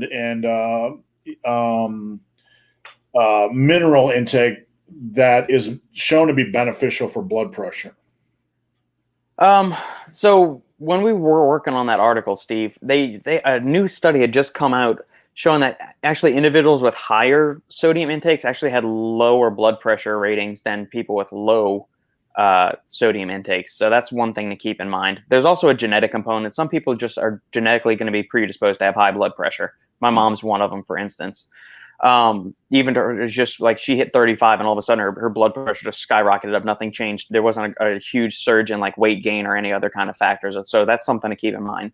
From a dietary point of view, if you're concerned about your sodium intake, make sure you're eating enough potassium containing foods, things like bananas, potatoes, yogurt, some other dairy products are high in potassium. Also, be cognizant of your magnesium and calcium intake too, because we tend to get mired down in sodium and potassium balances. But calcium and magnesium also serve important functions as far as neurotransmission, so your brain's ability to tell your muscles to contract. Magnesium plays a role in muscle relaxation. Potassium plays a role in maintaining a regular heartbeat, as does magnesium and calcium. So, eat and dark green foods, nuts, as we were talking about earlier, are very high in magnesium. So those are the things I would, from a nutrition point of view, I would look at those as foods to keep an eye out for if you're not going to be supplementing with electrolytes or something like that while you're training outside. Roberts, it's interesting. A lot of the fitness people, dairy is kind of, something a lot of fitness people don't really focus on anymore. Right. Right. I don't drink milk, and I don't eat a lot of dairy foods because of the high fat content. Not because I think fat is going to make me fat, but because I'd rather eat things like avocados and nuts and things like that. I do eat cheese, but regarding calcium intake, do you feel in the seriousness of that, what are some of the mistakes athletes are making? What are some of the ways they can bring in calcium intake into their diet? Dairy, dark leafy greens are another thing. I'm not an overall big fan of calcium supplements just because there's a lot of shitty forms on the market, and there's some associational or epidemiological studies between calcium supplements and adverse outcomes concerning cardiac events, so hardening of the arteries and things like that. My biggest thing to get calcium is dark leafy greens and dairy. Those are my two main sources. So Greek yogurt, you can find non-fat Greek yogurt. You can find lactose-free milk. I don't know why. I'm curious why the whole stigma came around dairy in the first place. I've never really understood the genesis of the argument. It doesn't make you fat. If anything, it's one of the most complete foods for human nutrition, and it's a highly bioavailable protein in there.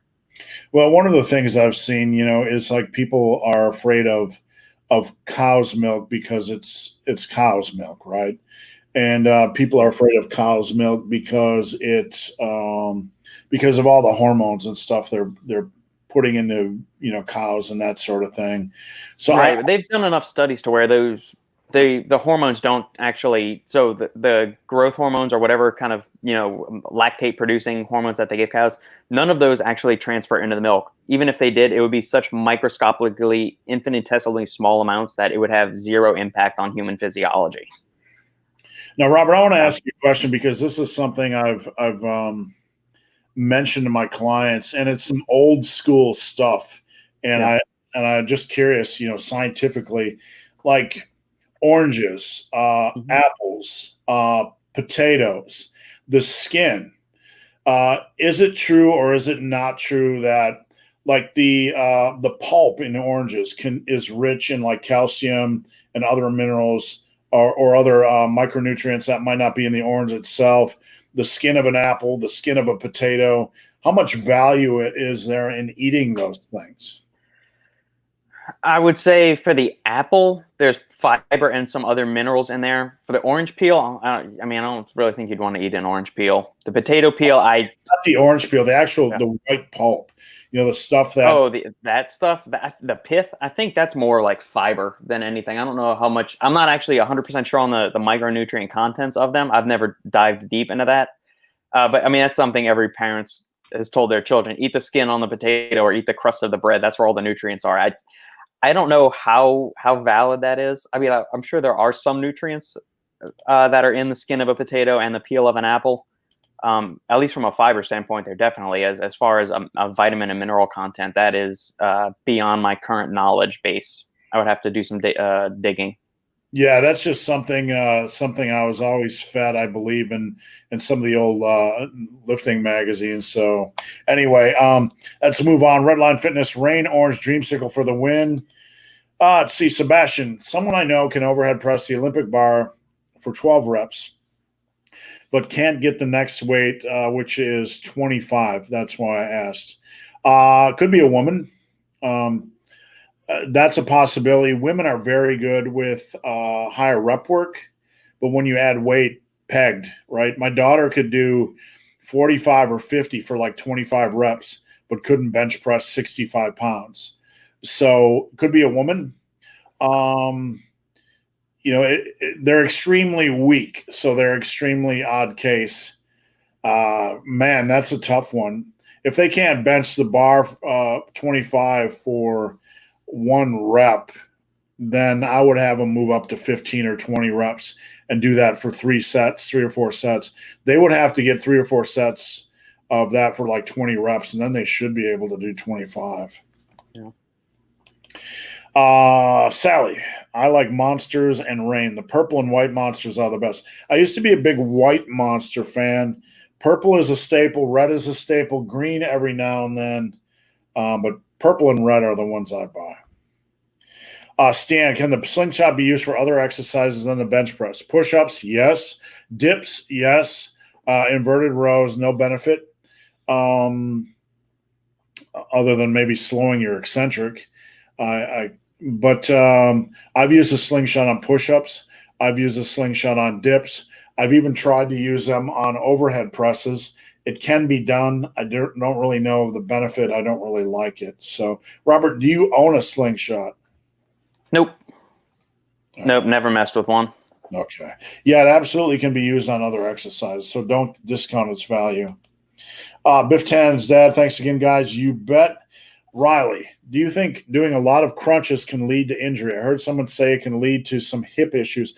Over the years, it used to be really vogue to do these types of exercises. Now we had some voices 5-10 years ago talk about the warnings of spinal flexion, too much spinal flexion.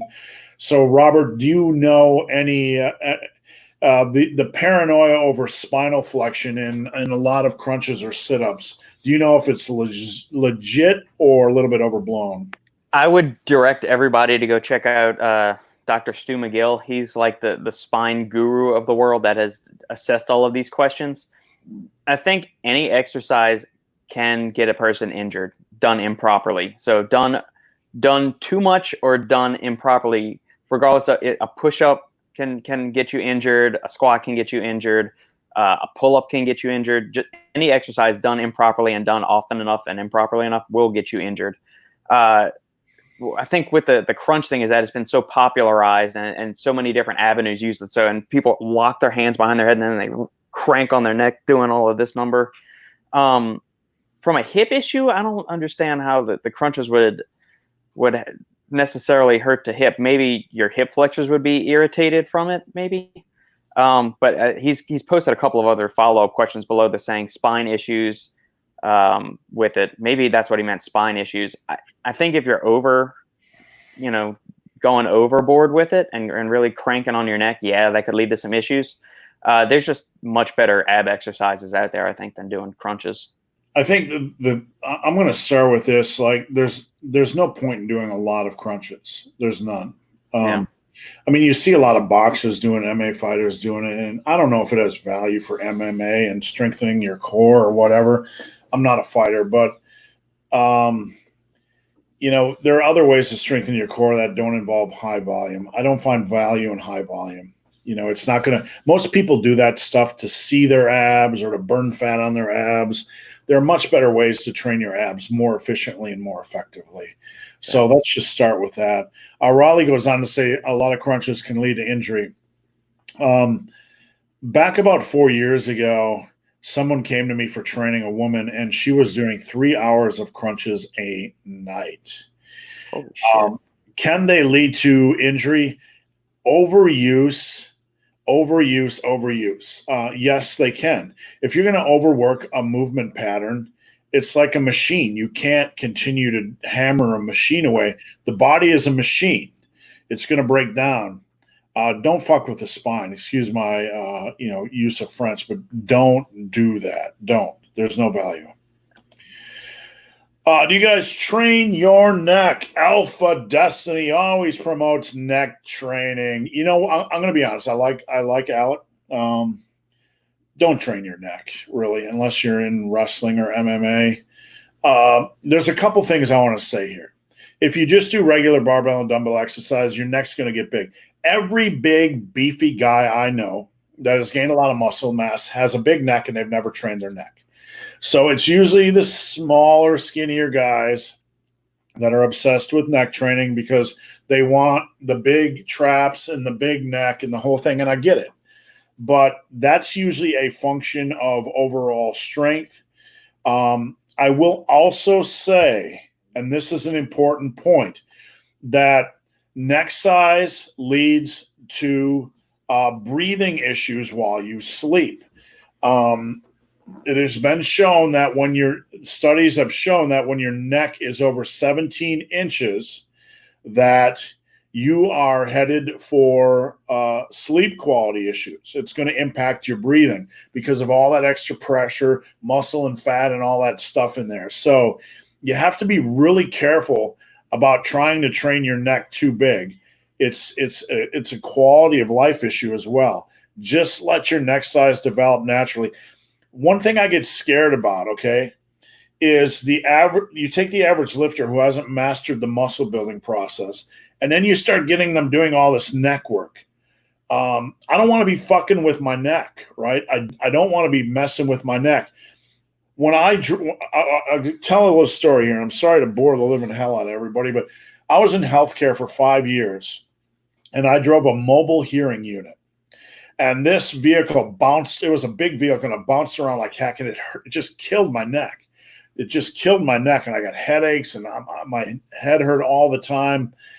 And what it taught me was I really got to take care of my neck and my spine, especially around that area. So I'm not a big fan of neck training for many, many reasons. Mileage may vary. Any thoughts, Robert? I've never understood the neck training thing outside of, like you mentioned, for wrestling. I know Jeff Nippert is a guy that promotes neck training, or he's done it because he's gotten feedback at his bodybuilding shows saying that his neck look was too thin, and so it kind of threw off his proportions and his aesthetics. I think for the average person, they don't need to be concerned about it. Just, you do a bunch of heavy deadlifts, shrugs, things like that. You're going to get bigger neck as a result of growing bigger traps and things like that. So I don't see any purpose to do that. Some people think I'm really, just a grumpy old man, right? But when it comes to like forearms, when it comes to neck, those things develop naturally over time when you put in a lot of time in the lifting game. So a lot of the folks that are chasing forearm size or neck size, they're just smaller guys in general. They don't have time in the iron. And I can't stress this enough. Anybody I know with a lot of time in the iron has big forearms and a big neck, and they don't train them directly. So when the point is, when you look at these individuals, you have to understand that they're not doing anything for their neck and they're not doing anything for their forearms. So if you're trying to be like them, maybe play the same game they're playing, long run, get strong. Direct neck work. I'm sure there's a lot of good direct neck work you can do. I don't know what Alpha Destiny advocates, but I would definitely find somebody that is an expert at neck training and that understands the impact on the spine before you go messing around with it.